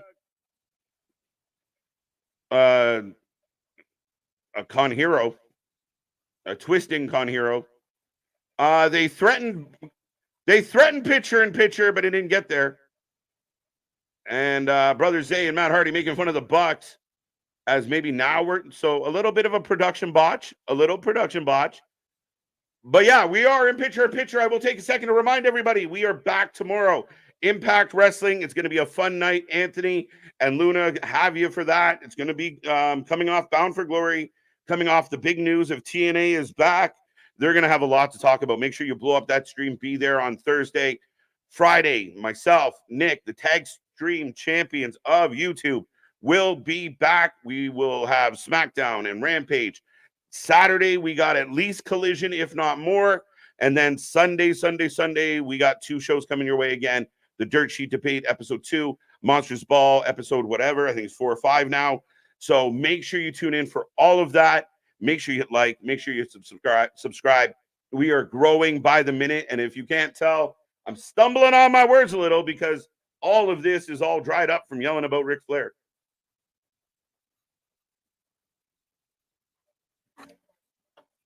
But thank you for joining us here, folks. Thank you for being a part of all of it.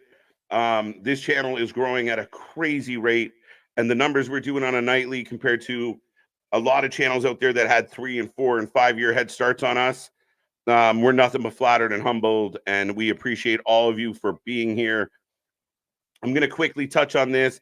Edge's Sting's team partner makes the most sense. Edge, cough, cough. Yeah, 100%. What? A 3-man at Full Gear? Yeah, there you go. Where else we got? Yeah, so Dave Meltzer puts it out there that, well, I told Tony Khan, when a guy starts a story with, I can't remember if I called him, emailed him, or texted him, but I told him, I'm already thinking you're full of shit, Uncle Dave. If you can't remember, I mean, you could look at your phone. Is there a text message that says this? Nope. Is there an email that says this? Nope. Then maybe I said it to him. But you can't remember. But in some way, somehow, I told him what to do. I'm telling you, Tony Khan, for the sake of AEW, should ban Dave Meltzer from being anywhere near his goddamn company. Dave Meltzer is a joke. More and more and more people are coming out about how embarrassing this guy is. Billy Corgan recently went off on him. Jim Cornette's gone off on him. Fucking Russo, Bischoff. Like, the list goes on of how embarrassing Dave Meltzer has become in his later years. It's so disappointing. And I wish he would just quit. I wish he would go away. He's actually a detriment to the wrestling world. He doesn't deal in facts. He just makes shit up. He just says things because he thinks people are going to click on it. And it does work. There's still people out there that quote him as if he's the news. He is not a wrestling journalist. He is not viable news. He has no credibility. He doesn't check facts. He doesn't check with sources. He just talks out of his fucking asshole constantly. Period. And if he was here, I'd sneeze because I'm allergic to that shit. Anyway, that's my Meltzer rant for the week. The guy's an idiot. Like, why does he put this shit out there? Aren't I important? I talked to Tony. Ah, shut up. We need Flair versus Sting one more time for both. Yeah, in a no-holds-barred, lights-out Texas death match. Let's go, West. Let's go. If we're going to do it, go big. It was good old school shit. Yeah, I'm not shitting on that at all, guys. I can't. Meltzer is just Bill Hampton. Amen. Might want to save those last 5 minutes until at least this garbage fire is over. We'll find out. But right now, the 6-man's going on. Death Valley Driver, a very good-looking one at that. 2 count on Zay. Meltzer is nothing more than a couch potato now. No. He's a few more things than that, Steve G, but it's just, he just makes my head hurt. Like, it really is. It's just fucking ridiculous. And the fact that I'm a journalist. Well, a journalist requires research. You got to check your facts. You got to actually read, and you actually got to talk to people. Nobody from the inside of WWE is giving you anything. And maybe some of your bum chums over at AEW are. But if I was anybody involved in wrestling, I would keep Dave Meltzer miles the fuck away. He can go fucking cover some dog shows or some cat competitions, but he could probably fuck right off if you ask me. Dave probably did all 3. It's true. Pitcher in pitcher. I'm back from pitcher in pitcher as the Bucks are in. Big kick missed by Zay. Super kick. Goes for the tag. He got smoked. Sting's last match should be against the Great Muta. I did suggest that. Big kick. Oh, more super kicks. Zay up. Drop kicks. Nip up. I'd rather watch Flair die in the ring than a strip club. I don't want to watch the man die, bro. If he dies in the back lounge of some strip club and having the time of his life, I think that's much better. Maybe I'm being selfish about this one, Mark. I just don't want to watch it. I don't want to cover it live.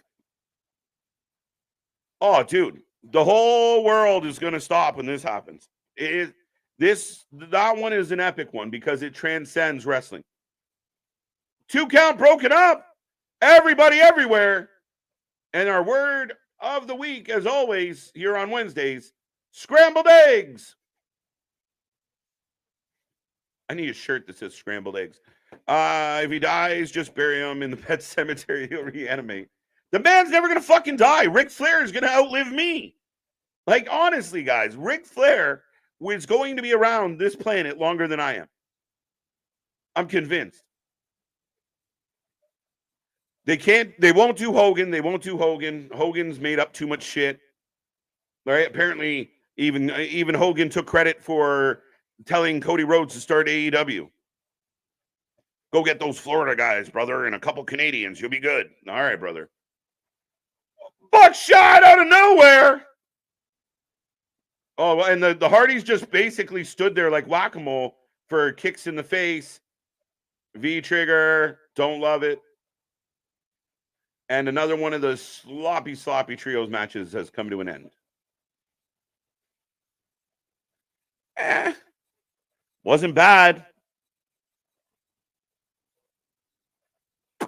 I still think Darby retires Sting. I think Darby retires Sting, even if it's babyface. It's just, you know what? This is my last match. And Darby, because I love you, I want you to be the one to put me out. Luger will show up. Yeah, Luger might be a good bet. Hogan, no. I know I got lost on that one. Oh, what's this? We got Nana at the Hangman residence. They're at Hangman's home. Wow, this is WWF. Seth Rollins, Swerve Strickland is in Adam Page's house. It's a B&E, and I don't mean bacon and eggs. Speaking of scrambled eggs, 3-0, the Elite win and retain. Yeah, again, the match, I don't, to me, that is what it was. Like, I didn't hate the match. I don't love the match. I don't have a whole lot of interest in the Young Bucks. And there's no anything to the trios matches. They're all over the fucking place. You might as well not have a ref there. Just let one of the other wrestlers count the 3. Swerve, whose house? Swerve's house.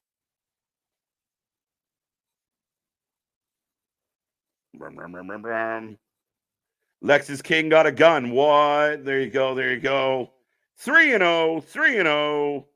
This is a direct dig at Lexus King. Interesting.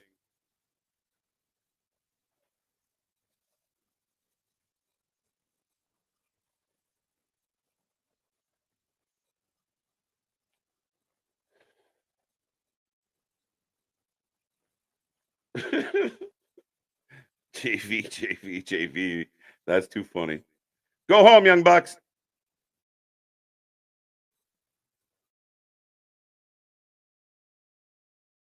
Wait a minute. So Swerve is at the crib of Hangman's child.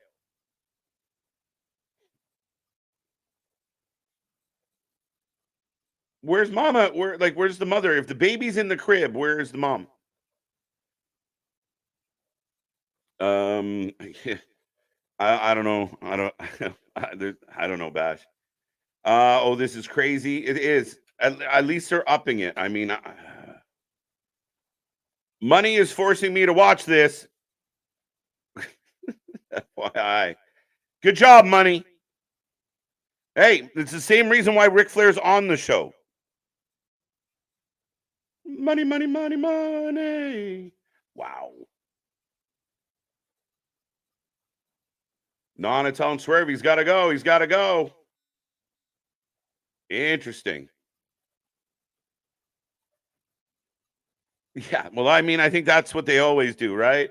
Do you remember when Seth was in Edge's house, having an apple, chilling out, and then Edge goes running into the back, and he's telling people, call FTR. They live on my street. Nana is gold. They can do a lot with Nana. They really can. And Swerve Swerve, I fully support a title run with Swerve, or at least a run at MJF. Like Swerve versus MJF, microphone, attitude, wrestling skill.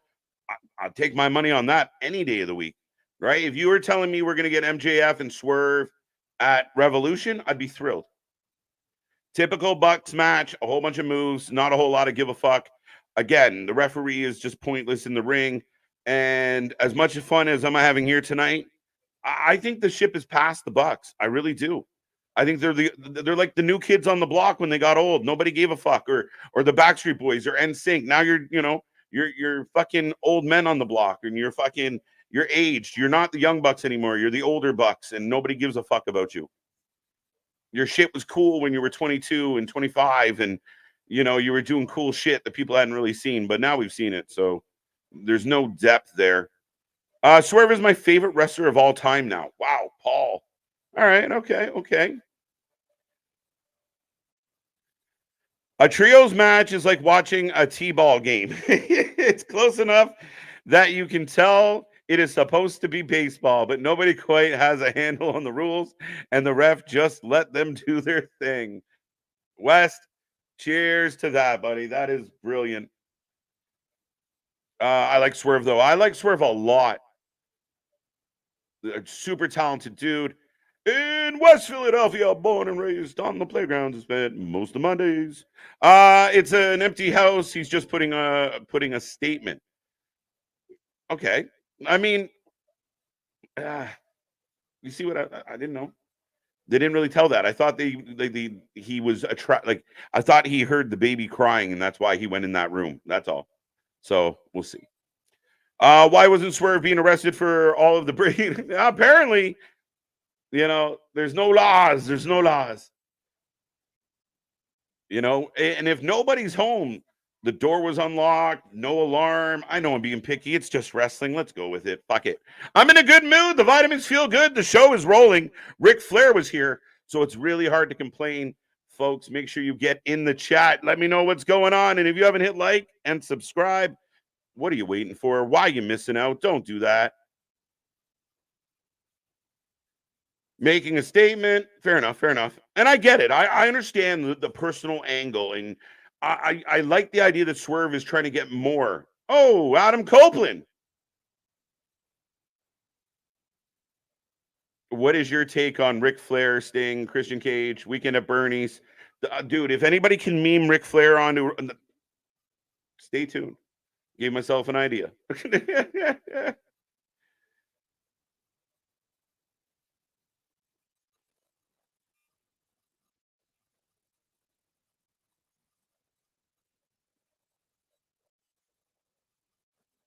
Darby's here. Adam, don't be stupid.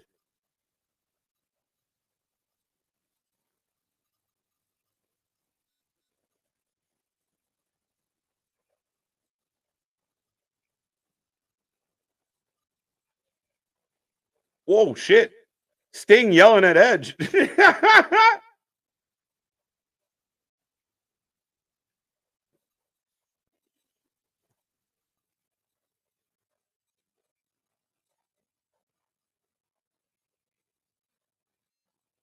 So what, is Ric Flair going to just like manage Sting for the next 4 months, 3 months, 2 months, whatever?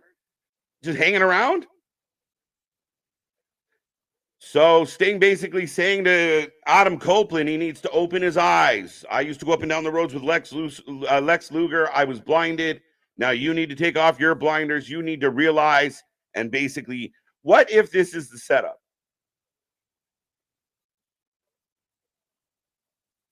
Could Edge go heel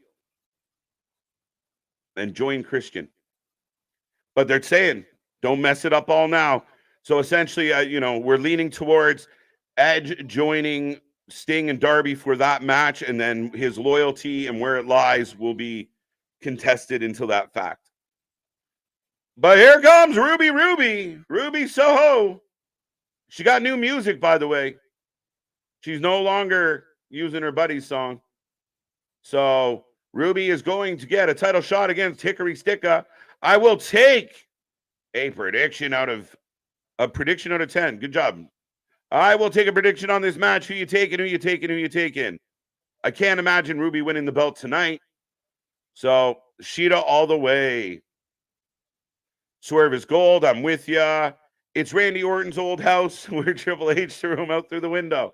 We've had some home invasions. I know Nick referenced one with Brian Pillman and Austin, Triple H, Orton, Seth Copeland, Edge. Now this one, and plus we recently had Swerve show up at Nick Wayne's house. It's a tale as old as time in the wrestling world. He gave his kid a shirt. Ooh, look out for this guy. All right. Randy Orton at the Wyatt Combat. Randy Orton at the Wyatt Compound Best House Invasion. Solid one. Overlooked it. I mean, anyone that ends with fire is usually pretty good. He's lucky no one shot him. I've heard stories. Let's not go there. I'm casting Swerve in the next Heat remake. Dude is Teflon. You make Swerve Beverly Hills Cop. The midlife crisis Bucks. Holy buck. Yeah, no, indeed. They're just not. They don't. Am I wrong? And I know Gilly, Robert, there's the real strong AEW fans. Like, do the Bucks have value? Do the Bucks bring something to AEW right now that no one else can do? Right? Or are there lots of people in AEW that do what the Bucks do, but better? Right? I think that's what's a big difference is when they went to New Japan and they were at their peak, they, with Kenny, were doing things that audience had never seen before. But now there's a lot of people that do what the Bucks do, but do it better than the Bucks and have better stories than the Bucks, that understand wrestling better than the Bucks. Do the Bucks move the needle? Do the Bucks matter in 2023? This Dynamite has been everywhere. Everywhere, man. I've been everywhere, man. It's all over the fucking place. All, like I said, it feels like the show was written with a crayon. But I don't hate it. That's the fuck. It's a car crash that I can't stop watching.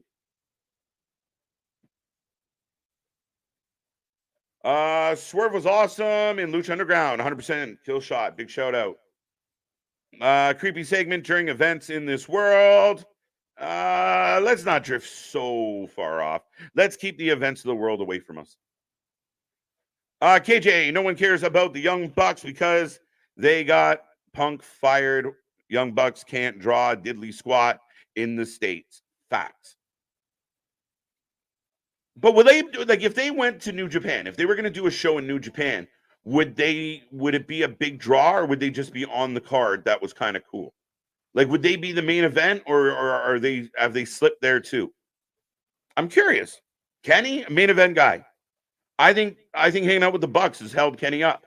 Kenny coming out by himself and challenging guys like MJF, challenging guys like Takeshita. Don't zoom in on those shitty punches, cameraman. That's better. Change the angle of that view. Y'all must be. I'm not going to read that, Clay. Actually, I'm going to knock that off altogether. That's your American politic bullshit that I don't want to hear. We keep that. You guys keep that for CNN and all that shit.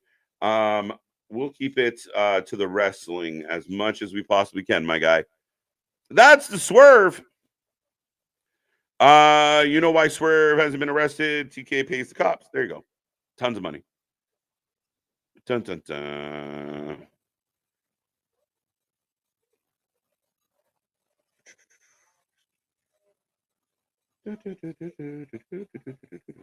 One second, folks.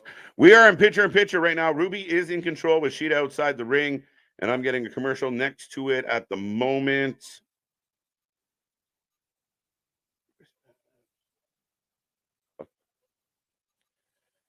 Dun, dun. What is this one? I was joking about Swear, but I really like them. But I can't stand the Elite. Swerve, perhaps? We are back from commercial break. I'm on picture as we speak right now, A. Jobson. And again, folks, do not forget, go get some merch, by the way. Picture indeed. C Money at Safe Bet, just like the other WWE cast off. What's C Money say?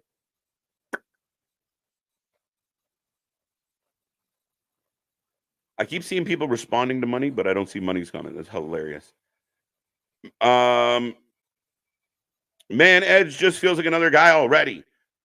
Yeah, you're not necessarily wrong, Money. I don't disagree because I feel like I think similar to what we said with Jay White. Like you got get him to the point. Like you got to put him on a path and keep that path strong.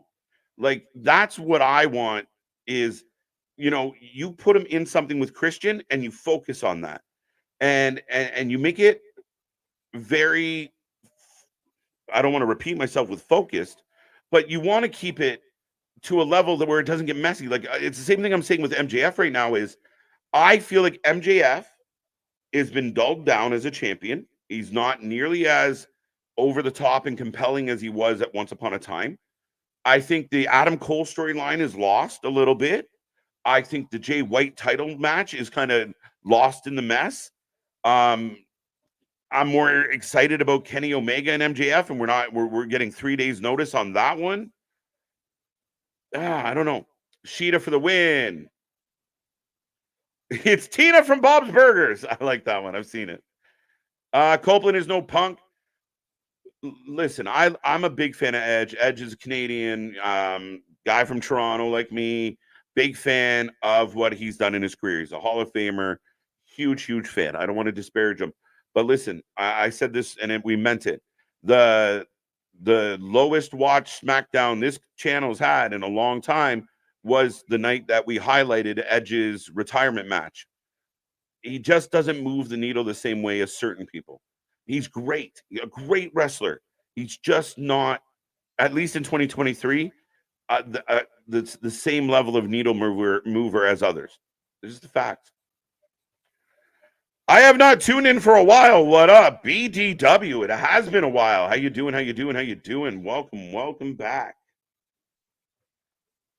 Yeah, FTR are the real deal. 100% Bucks are not. Yeah, FTR. Again, I think FTR makes everybody they're in the ring with better. And the Bucks, I think they don't. Shida's got Ruby up. Oh, just wait. We're not sure what we're doing. And then she just dropped her. Okay, that was odd. We'll accept that. 2 count. They have recognition only on, and the back pays of a great amount of respect for them. As a fan of AEW, no, they don't move the needle for me. All right, thank you. I was always curious about that perspective of like I know there's Young Buck fans out there, but do they tickle your fancy, or are they like Limp Bizkit, where we're just over they were cool once upon a time, maybe. Ruby ripping off the middle turnbuckle. Shida retains. Hello, Bobby. Welcome. I'm new here and you are cool. I appreciate that. We are all cool here on the channel, on the network. It's not just myself. Big shout out to Luna, Anthony, Big Nick. But yes, this whole chat, this whole community, super cool. And if you're a wrestling fan, you came to the right place, Bobby. We encourage you to stick around, click like, subscribe. But yeah, definitely try. But if nothing else, we might not be the coolest, but this whole setup and what we got going on is pretty goddamn cool, if you don't mind me saying. Yeah, see, I got that vibe, Paul. I'm thinking, could they do that? Could Edge be more noteworthy as a heel? 2 count. Not a bad match between Ruby and Shida here. I used to be a big fan of the Bucks until they came to EVPs, inflated their egos. Do you guys feel like the big payoff, the big paychecks, and the cozy relationship with the boss meant they had to work? They didn't have to do as much. They got away with not doing it. They're getting bank, right? We talk about WCW, that guaranteed money. Is that what went wrong with the Bucks and some of the other people? You're getting more money than you've ever made in your career to do very little. Shida with a arm draped over for a 2 count. This good match.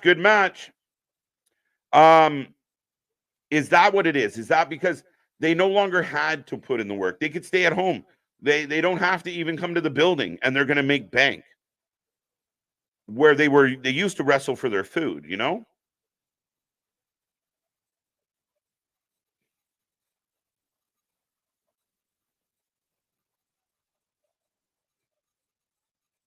Dun, dun, dun. I'm trying to find. Fuck it. And it's over. Oh, Shida almost falling out of her gear. But Shida with the big W. A decent match. I'm okay with that. I mean, I wish AEW would give a little more love to the women. Like we watched NXT last night, and 80% of the show was women in the female division. I think they highlighted it extremely well. We talked about the what TNA / Impact is doing with the knockouts. Nonstop. They really have had it. Oh, here comes Tony. Timeless, and she's got a dude with her now.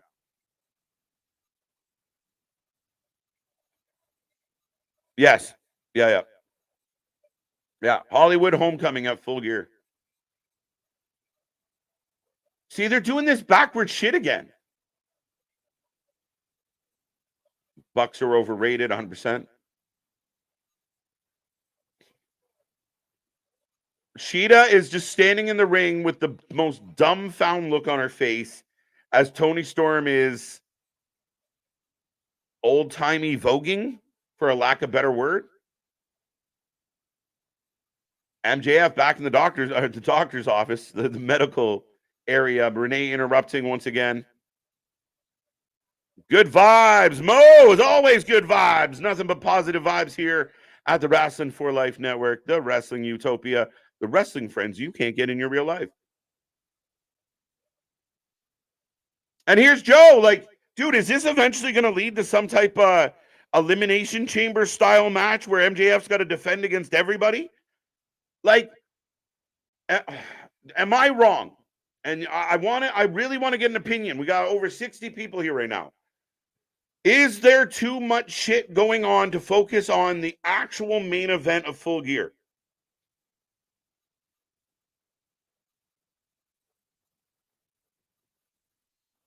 Joe wants a rematch. Knee to the foreface of Ruby. Don't break her nose again. Kick out. It's safe to say Outcast is over. It should be. It's dead. Soraya's not even around. So Joe challenges MJF. Kenny challenges MJF. Jay White's challenging MJF. Roddy is fucking with MJF. The Masked Man is fucking with MJF. Maybe. We don't know. The Masked Man might be mad at Jay White more than MJF. We haven't figured that out. Not throwing shade, but Edge has always been the other guy. Team in the match. Undertaker feud. Edge and Orton, TLC, Edge and Versina, Edge and Sexy Lita and Vicky, Edge and Christian, Angle, etc.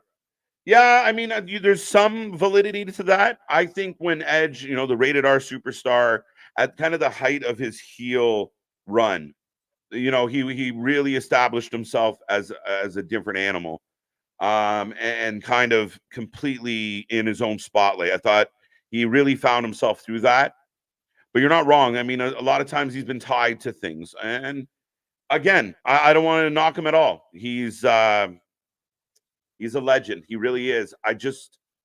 This was our biggest fear about Edge coming to AEW is what can you do with him? And you don't want him to feel like just another guy. Sting's gift was a sugar daddy. Amen. These commercials really do ruin matches. We usually don't count the AEW commercials, but I'm really curious tonight how many we've gotten. I'm new here, just love wrestling. Perfect place to be, my guy. That's what we do here. We take all opinions, keep it clean, keep it friendly, but we want to take it. We want to debate the wrestling. We want to talk all about all the amazing wrestling we're getting, to the point where we might even be covering some NWA this weekend. If not, maybe we might try and hunt down a Revolver show. There's so much going on, guys, so make sure you stay tuned. Shida is injured? Artist, do tell. Elaborate. Show your work. How's the show so far? Again, it's so hard to even rate it or give an opinion. It's chaos. And again, there's people of the planet out there that are going to absolutely hate everything about this show. I don't, but man, is it a lot. Like, it's a train wreck. and some of it is outstanding. Like parts of what happened with MJF tonight, the match with Juice was good. His you know, the but after that, it went all over the place. Ric Flair coming out, that's good. It's exciting. It makes you laugh. It makes you pop. My favorite part of the goddamn show for sure. But damn, Tony Storm, yeah, Hundo P. Oh, KJ, I know you'd appreciate this one. One of the Bruins prospects I did a half-hour interview with last year made the team and is looking like he will be a stud in the NHL. Matthew Potras. That's amazing, Boston Gamer. Again, not super familiar with the name, to be 100% honest with you. But yeah, I mean, that used to be my world, my life. I lived kind of what I do like 24/7 was hockey was all that I did. So that's really cool. But I hate the Bruins, so I hope he sucks. I'm kidding. Terrible title match. I thought it was okay. Tony winning. Tony should win, and I think they will. You know, Tony Khan's very big on the algorithm, so to speak. Like whoever's getting a lot of likes and clicks, Tony likes to push, and I think Tony Storm has done that. The fact that he's utilizing her in picture, I don't think Tony Storm should have ever lost that belt. It was a travesty that they gave it to Shida going into the pay-per-view, and then you have Saraya win it, who's a heel, just to have a family moment for a heel. Didn't make any sense. But the Rainmaker, Okada, coming out to join Orange Cassidy. I will take a prediction on this match, folks. Who are you taking? Who do you got? What do you think? What do you want? Who do you know? What do you got? What do you got? What do you got? I like how you got to be sitting in a bar, properly digest AEW, KJ. Hashtag nice background. Thank you, sir. Yeah, usually it's I'm in the studio. I figured tonight I could use a stiff one. Pause. Stiff drink. Completely. So yeah. The help wash down all this. I think you got to be high. I think the people that put this together are high. Like, you ever fucking plan something out with your buddies and you're just covered in vitamins, and then when you come to, you're like, what the fuck were we thinking? Was this the plan? Yeah, no, this is what this show feels like at times. Just throw it all in segment 2. What? And then Ric Flair comes out. We're like, oh shit, we're going. MJF is a bit on the roids. Can't confirm or deny. We'll call that an accusation. And I think I know, yeah, I see the comment of why you thought that. But here's the BCC. Claudio and Bryan. Bryan's another guy who's had a little bit of confusing booking, right? Like him and Claudio going up against uber baby faces right now. Armani White. My cousin Armani is on TV tonight. Big shout out from me and Jay and Alexis. Samoa Joe sighting. Yeah. So instead of Joe, do you guys not think it would be better if Joe was fighting someone else? Like if somebody was legitimately challenging Joe for his belt? Would that not be a better thing than him being another person kind of stuck in this? And again, maybe they're just trying to show like MJF, it's the most sought after title in the world. Maybe that's the vibe they're going for. But from a good storytelling standpoint, like I said earlier, it's like literally, and I said 2. Imagine overlapping on your screen. There's 3 or 4 movies, and you're trying to follow the plot of all of them at the same time. That's what it feels like a little bit to me. Maybe I'm just simple. I don't know what to tell you. Woo. 4-0. Something is going to happen 100%. Something gonna happen. Yeah, something usually happens. But this is our main event with about 16 minutes to go on the clock. Looks like he has a new partner. Who? Oh. Ooh. Was Tony attempting to... What are we saying here? Shida, what was going on there? Yes. I don't know what he was doing. Oh, we're starting off with the kicks right away, and Bryan gets booed. Has AEW added value to the world title or just been a placeholder? I think nobody gives it more value than MJF. I give the man credit. Whatever shit gets thrown at him, he seems to be able to turn it into something half decent.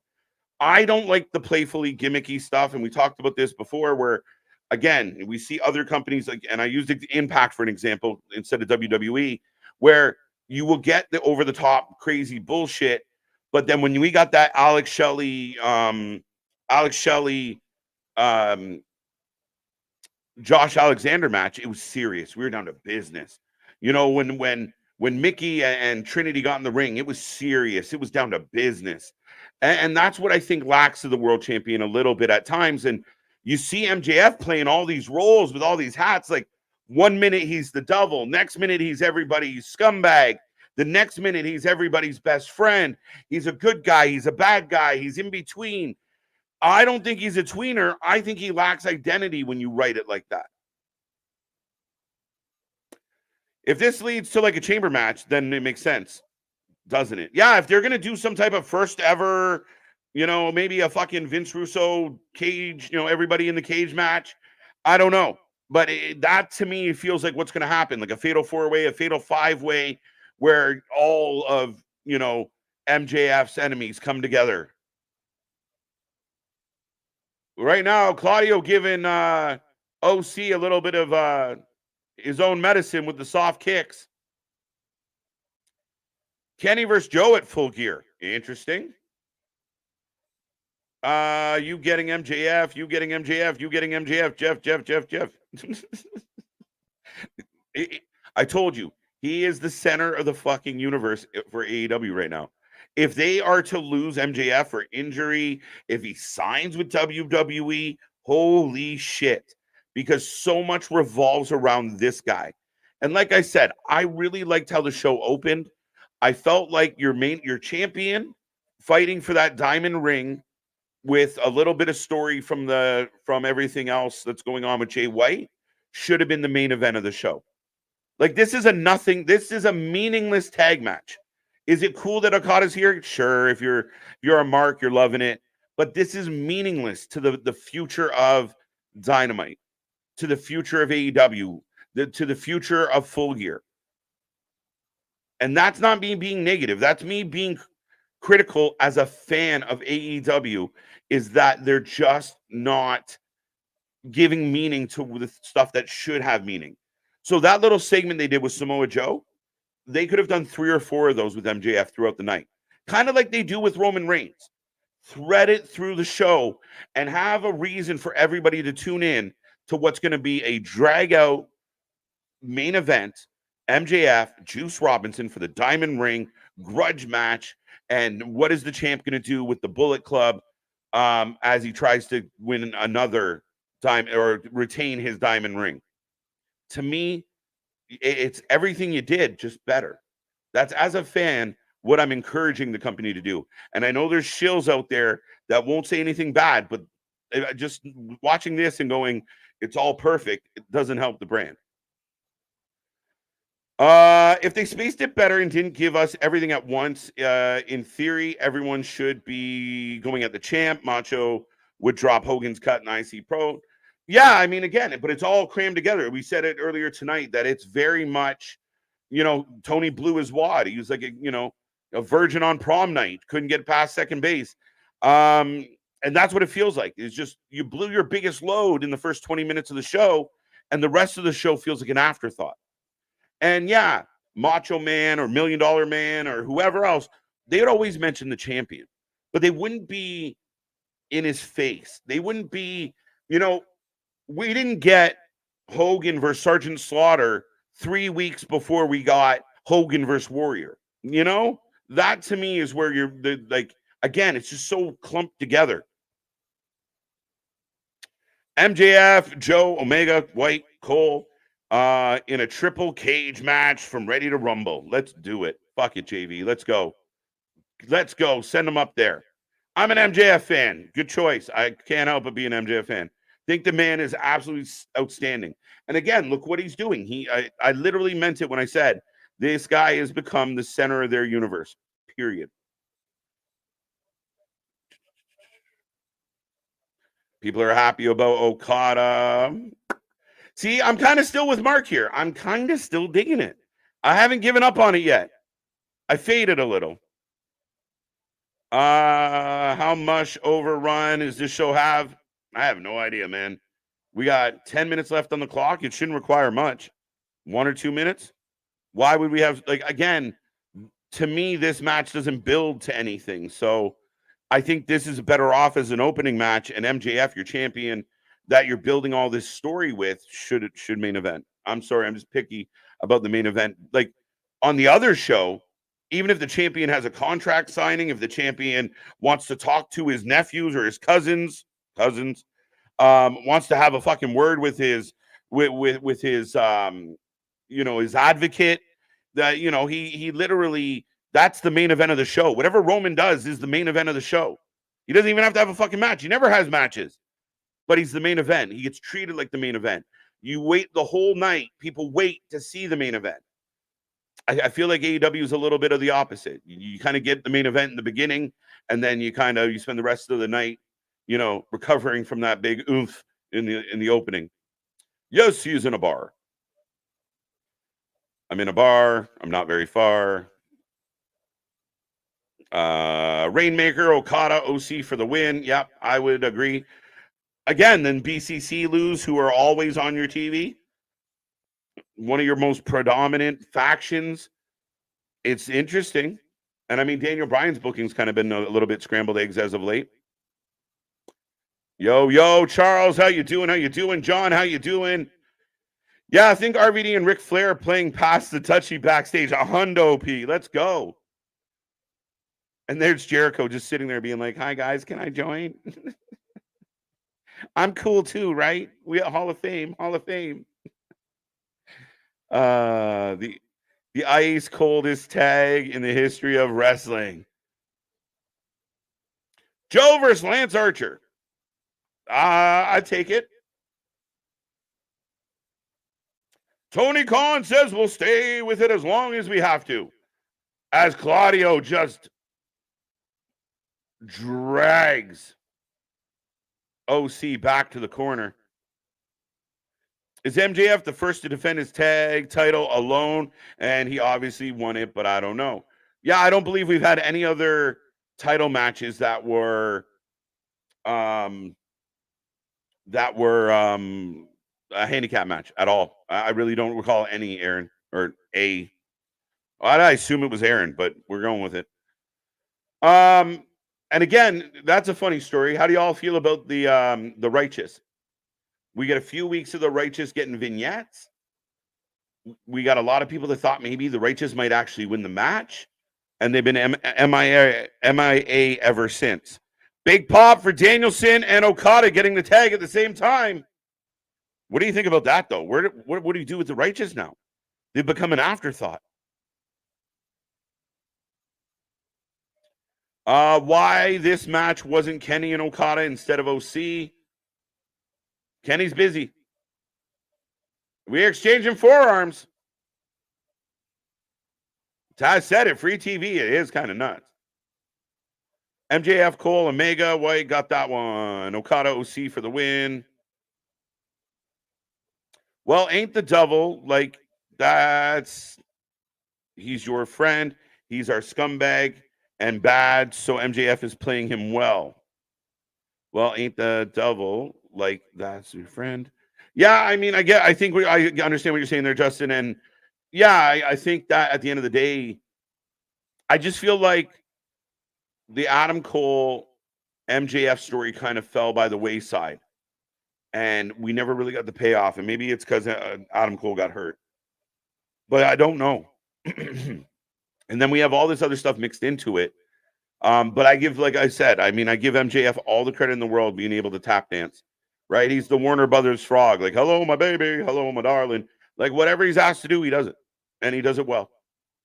Okada going to the top. Got that one. I want Ospreay in WWE. Could you imagine him debuting at Mania the way Cody did, but his challenger is Styles? Sign me the fuck up. Again, I'd be completely happy with Ospreay debuting at Rumble and that leading into some big match like an AJ Styles at Mania. 100%, 100%. And I think there's a list of guys that are beautiful for Ospreay to take on in WWE. A Seth Rollins, a Ricochet, maybe even a Logan Paul, especially the way they two, the way Ospreay and Logan Paul cut promos. Woo, that's got some heat.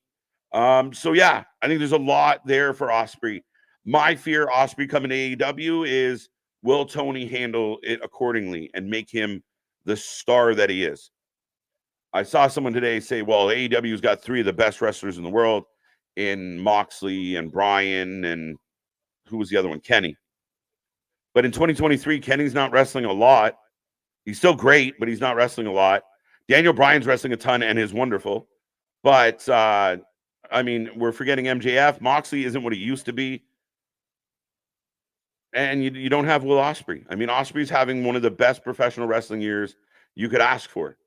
I'm like, what more can this guy do? He started the year with an epic match, which I still think is my pick for the match of the year. If you did not see Kenny Omega versus MJF at Wrestle Kingdom, go back and watch that match.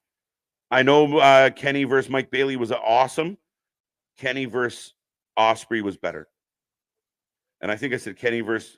Yeah, you got me, though. You got where I was going. By next week, MJF will likely surpass Jon Moxley as the longest reigning world champion of AEW. I think he should. Brandon, I'm not completely okay with that. Yeah, I think RVD and Ric Flair, I got that one. What's up? Loving MJF. Okada was in TNA as Okoto. The terrible... Oh, that's right. See money. He was the Green Hornet. Okay. Oh, now we're getting the soft kicks from... Oh, that one was harder. Yeah, you need the producer to change the angle sometimes, man. The cameraman doesn't help the wrestlers. But yeah, Orange Cassidy getting intense against Claudio. Up and around, almost a DDT. We're going for an orange swing. Oh, wait. Orange Cassidy climbing Claudio like a tree.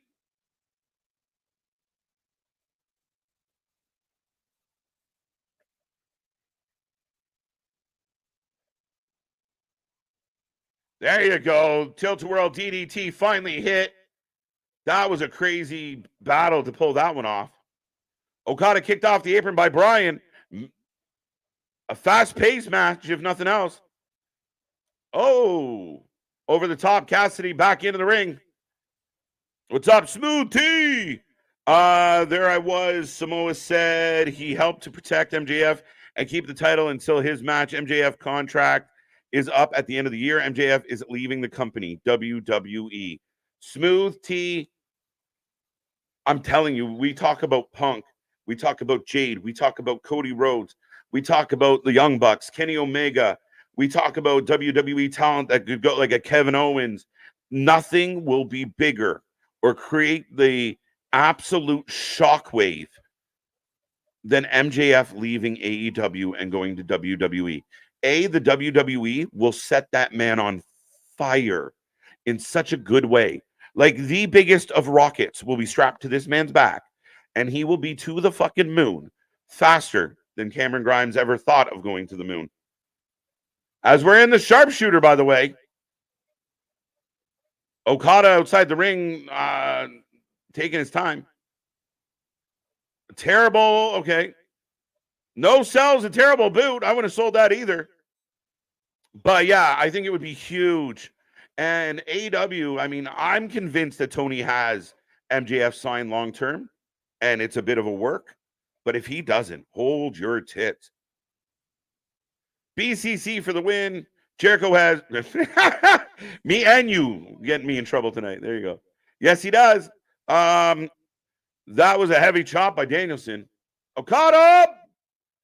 Elbow! That was a heavy chop. Yeah, no, he's filthy. What's up, bro? What's going on, Christopher? This is awesome. Big hug. OC and Okada. Bryan, double drop kick. Finn versus Ospreay. Ding. I'll sign that up. And I think Ospreay could come in with with United Empire. If you could bring them all, fuck it. I'm greedy, man. Because if you can get your hands on Cobb, if you get your hands on, bring TJP back. I mean, fuck, if you could get your hands on Aussie Open and treat them proper. I mean, if you had Ospreay kind of doing a WWE version of the United Empire, it works. It sells. It's phenomenal. See what I did there by accident. Springboard European.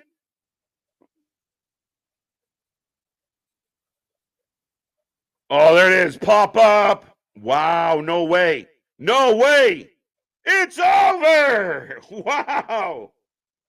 A night of surprises continues and ends all at the same time. Abaddon, part of a 4-way match on Rampage Friday. Happy Halloween, Alexis. Jeff Jarrett. A just kidding the worst. Bryan's holding his face and being tended to. Wait. They're calling for help. Here's Yuta. Here's wait. They're calling people over to the.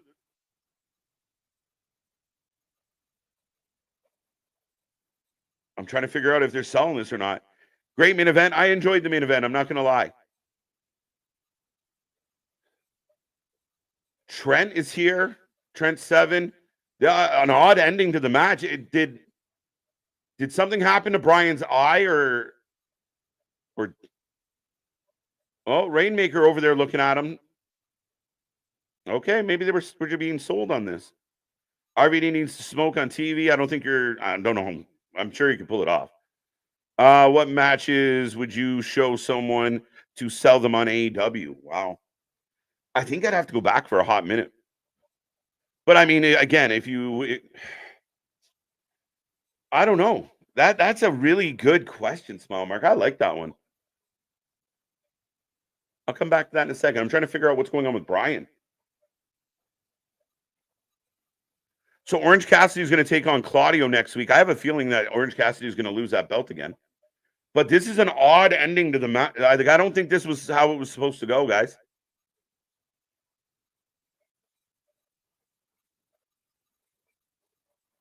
Yeah, even Excalibur seems like he's at a loss of what to say.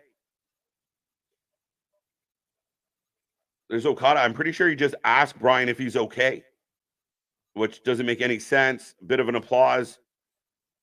Abaddon on Rampage. What match would I give them? Dusty Rhodes versus Cody Rhodes. CM Punk versus MJF.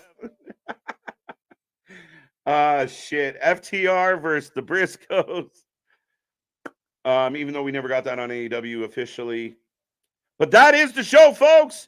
I will take a rating out of 10 before I get out of here tonight. I thank everybody who joined us. Thank you for doing that.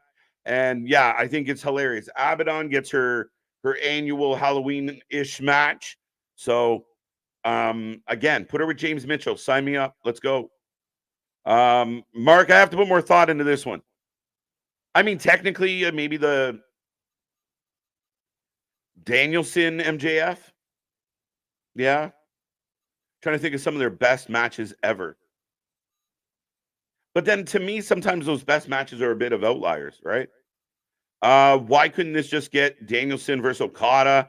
I don't know, but let's talk about the ending of that night, guys. That went off the air. Very interesting. Who won? Claudio and Bryan Danielson won, but Bryan Danielson seemed to be in a good amount of distress at the end of the night. Originally, I thought it might be like his orbital bone or his eye. It looked when he rolled over that he was holding his, like the side of his face, maybe his jaw. 8.75 out of 10, 6.5 out of 10, 5.5 from the leader of the Hopium tribe. 5-0. 5.5, says Alexis. 6. The Mox. Nah. Did Moxley come out yet? Yes. Moxley, Yuta, Trent Seven, Statlander. Like it felt like there was supposed to be an angle in the last few minutes of the show, which they've been building this kind of BCC best friends rivalry. Yeah, it was really weird. Why is there 50 people? Where? Help me. Oh, in the ring around? Yeah. I don't know. Shooter work injury. I don't know. It felt workish because even Excalibur seemed like he didn't know what to do. And maybe I'm reading too much into it, guys, but it felt like to me that was a very flat finish to the end of the night. I don't believe that is going to happen. Like, I don't think that was what was planned to happen. Maybe I'm wrong. Bad ending. Yeah, not a great ending. I'm not sure what went wrong there. AEW has become the Conrad Thompson Podcast Federation. Arn, Rick, Tony Schiavone, Jake the Snake, Jarrett, Matt Hardy. Yeah, because they're all free to do it. So Conrad's just poaching one by one of like, you want to make a podcast? I'll give me a percentage. We'll run it up. Let's go. Conrad's smart man. He knows how to make money with other people. I was entertained with the main event. Bravo. I thought the main event was entertaining. Yes. I didn't hate the main event. This is kayfabe. Okay. You could be right.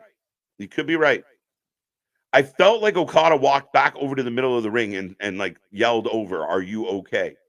But I could be wrong. He could have said, "Fuck you," and it was kayfabe. But I don't know. It just felt like a weird ending to me. It felt like all the people that came out at the end there were supposed to come running out and have a brawl. Maybe I'm wrong, but that's what it kind of felt like. 6, 5.5. I got those. Oh Lord, don't tell me Danielson is injured again.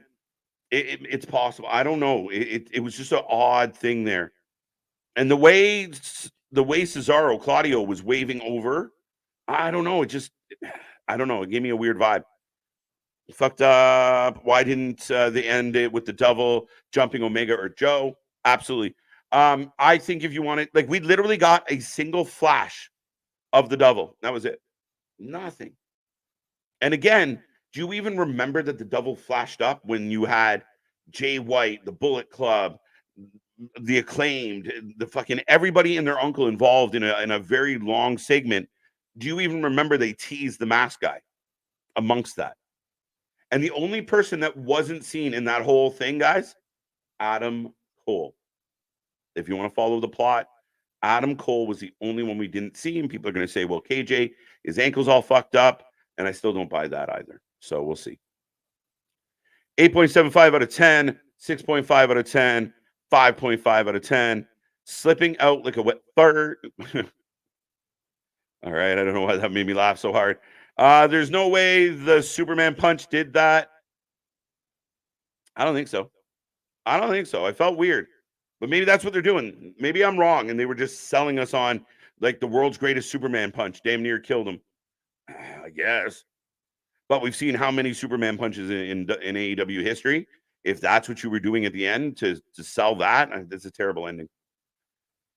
Is this a setup? Perhaps. I don't know. Who knows anymore? KJ, thank you. See you soon. Steve G, thank you. See you soon. Bullet Club versus FTR. Absolutely. See you Friday night, Bobby. Come on back now. 7.5 out of 10. I changed my score. Nice. Moxley is not longest. Kenny Omega is, like the beginning of the show saw. Yeah. If I implied Moxley is the longest ever, my apologies. But yeah, that's the 13 days. That's what Kenny's trying to prevent is MJF. Now, does anybody think that Kenny could beat MJF? Is there any chance that Kenny Omega wins on Saturday? 5 out of 10. Interesting. I thought they would have done a segment where Sammy would have helped the BCC. Not yet. Hang tight. Very interesting with Sammy. I don't know. He put it out there that he was taking bookings. Rumors were he was at Impact Bound for Glory. Some people thought he might be in the gauntlet match. Wasn't. So we'll see. 8 out of 10. Thanks. Thank you, Bobby. Thank you for being a part of the show. 7.25. Was it a legit injury? I don't know. If they're selling us, if that was kayfabe, if that was a work, to me, it wasn't a good work. The show, like even you gotta want to go off the air with some energy in the building, whether it's negative energy because the heels got something going, or positive energy because the baby faces did something. But you kind of want to leave. It just kind of left, and then you had all these people standing around. It felt fake. Like, if not fake, it felt unplanned. Even Excalibur was just like, "Oh, I hope everybody has a wonderful week. Bye." I don't know. I feel like there was supposed to be a brawl between the two factions, and it didn't happen. 7.5 out of 10. Why is Shida not getting a real feud? Instead of she's facing people that have already lost in matches for the TBS title, but now get to fight in the main title. Richard, Tony Khan is not doing a good job booking the women's division. And I challenge any AEW shill, Mark, best friend out there to fight me on that one. He gives them meaningless, out of nowhere matches with no build, with no hype, and it's just a rinsing, like it's just a recycling, like a revolving door of who's next, who's next, who's next. Um, I think there should be one women's title if you're going to book it in this manner. There is no point having two separate titles. There's no distinct division between the titles. Again, I think it would make whoever has the one title that much more important. And I think ultimately Tony has to do a better job of giving us better women's wrestling.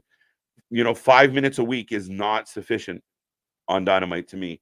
And in these nothing matches, we don't really care because there is no rivalry between a lot of the people involved. There's no story. And I know people out there shit on the WWE, but the WWE is utilizing their women's division on NXT and on both shows at a much higher level than AEW as far as how much exposure they get, how many angles they're in, how many rivalries exist. It's just not the same. AEW is not doing anything for their women's division. Match that shows someone to introduce them to AEW is Jeff Jarrett, concussion. Yeah, or do Jeff Jarrett, Matt Hardy, Leatherface, Texas Chainsaw Massacre in Oklahoma or Idaho or wherever the fuck it was. Let's go with that one. AEW is strange. It is a weird monster. It is a weird monster, man. Like I'm happy with the show tonight. I just don't know what I'm happy about. AEW is old Legend 5 for Claudio and Danielson victory. Why we getting Tony and Shida again? Because Tony should have never lost the belt. Tony Khan took the belt off. Tony Khan didn't want Tony Storm to lose to Saraya. So he gave the belt to Shida. Shida lost it in the big match. Now, Saraya couldn't hold her weight as a champion or can't perform in ring anymore. So he gave the belt back to Shida because he doesn't want Saraya to lose to Tony. So now Tony has to circle back around and get her belt back because she should have never lost it. The only reason she lost it is that Tony Khan wanted the big family moment, which again, in wrestling, a really weird fucking thing when the heel has their family and they're celebrating and everyone's cheering. It's really confusing. Kenny Omega's longest reigning champ, but Moxley, like was said in the beginning of the show, all saw.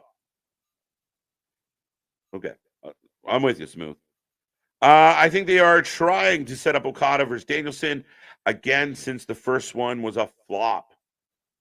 Interesting. Okay. And that's initially to slide him in. We'll see. If they do that, I mean, I might be okay with that. I think what happened is they went over on time and said, screw it, screw the brawl. That might have been it, right? That might have been it. Just go down, hold your face. We got to get off the air. Give me Danielson Okada. That shit is fire. Well, Justin, they can do it, but the last time they did it, it was a hot set of fucking garbage, my guy. So let's be careful with that. If they're going to do it, they got to do it right. And yes, I know Bryan broke his arm, but let's get it right. Adam Cole's the double. What ankle? That's BS. That's how I feel. I'm with you, Easy. I really am. 6 out of 10. Vance, I was going to go 6 out of 10. I'm going to bump it to a 7 because we got Ric Flair, and I smiled that whole segment because of Ric Flair. It's so ridiculous. Christian coming out, calling him Weekend at Bernie's, I thought was fucking hilarious. Yeah, I'm going to be a little generous with AEW this week. I enjoyed this week's AEW better than last week's AEW. But again, I feel like Tony blew his wad in the first 25 minutes of the show, and the rest of the show did not live up to the beginning of the show. He's got his shows backwards. He needs to give a thread through the whole show a reason to stay for the main event. Tonight was a meaningless main event. You could have opened the show with that. Adam is the one behind the mask. I'm with you, Smooth. I agree. All right, folks. Last call. Last call. I'm gonna go to bed. Take a night off. Too many people chasing the belts. No storylines. Oh, Tony. Yeah. Again, like I said, it's like when people say this is long-term storytelling, it's more like picture book storytelling. Like it's not really long-term storytelling. Every long-term story has a beginning, a middle, and an end. Tony's stories have beginnings and ends. You need to work on the middles. And if you have a whole lot of fucking shit going on at the same time, it's really hard to have a concise story. I hate to use the comparable, but you look, Roman went from one person to a next person to the next person to the next person, one after the other, not all 7 at the same time. And yeah, a Drew McIntyre or a Cody Rhodes or somebody would spout off about, oh, the champ, I'm going to come get the champ one day. But they weren't involved in the story. They weren't impressing themselves in the story. To me, there needs to less scrambled eggs, more conciseness on the storytelling of your shows. Why is she got that one? If we get the cleaner Omega as champ 100, this could be the crazy best character ever. Maybe we'll see. I mean, I'm okay with Kenny, but him being the cleaner, I don't know if that really matters. If Omega wins, that's pure VPBS. Interesting. But I mean, you already got MJF set up to fight Jay White at Full Gear. That's not going to change. So you've already told us there's pretty good chance that it will not be Kenny and Jay White at Full Gear. Can you imagine them making that change? Adam is the one behind the mask, ready to turn on MJF. 100%. I'm with you. He was the only one not present tonight. And some people say, well, he's getting surgery. Dude, last week he was on Dynamite saying, I need to get surgery still. If you fuck up your leg that bad, you're getting surgery pretty fucking quick. I think it can happen. Kenny is great after all. And it'd be refreshing to see Kenny take the main event stage again. Interesting. Would they just go for shock value like they kind of did with Becky Lynch last night? Like, oh my God, I can't believe this happened. Hell no, Kenny is not beating MJF. Like I said, MJF right now is the center of AEW's universe. I can't see him losing that belt. 7.5 for me as well. Okay. I'm okay with that. I think there was an audible call. There was supposed to be a brawl. Look, let's read that again. I like that. I think there was an audible call. There was supposed to be a brawl, but they went over on the time, so they canceled it, and no one else had an idea to call the audible. It's valid, could be. It was just the way Cesaro and that kind of acted about it. And again, maybe they were all selling, but I don't know. Didn't watch the show. Might have to watch the highlights later. It's worth seeing the highlights, Keyshawn. Some fucking crazy shit happened here tonight. Flat ending angle, KJ. John, I'm with you, buddy. I think that if that was kayfabe, if they were trying to like just get off the air and fake that kind of, oh no, Bryan's hurt, everybody just sitting around looking at each other and the crowd quiet was a really weird way to end the show. Now, if something bad, like if Bryan broke his jaw legitimately or hurt his eardrum, I don't fucking know. But I hope Daniel Bryan's okay and it was just part of the act. But if that was how it was written, it's fucking bad. MJF versus Omega for the title on Saturday. Yes. So you're taking one of the biggest matches in your company's history, in my humble opinion. You're giving us 3 days notice and you're putting it on your Saturday show. In the famous words of Nick, right? Like, he said it, and he was concerned that they were going to do this. He's a big MJF fan, and I like MJF a lot. I think he's killing it, and I feel like this match deserves more. Like, you're in the middle of a storyline with Jay White, right?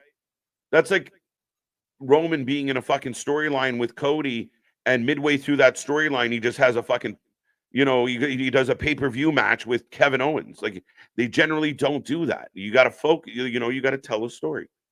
You need a story arc. You need focus. We need to start comparing AEW to TNA instead of WWE. That's valid. And that's where I say that TNA is doing their shit right. And again, their main event stuff is serious. Their champions are serious about that belt. That's what I want. So shout out to TNA. Shout out to Impact. Luna and Anthony will be here tomorrow to knock that one out of the park. It's going to be a fun one.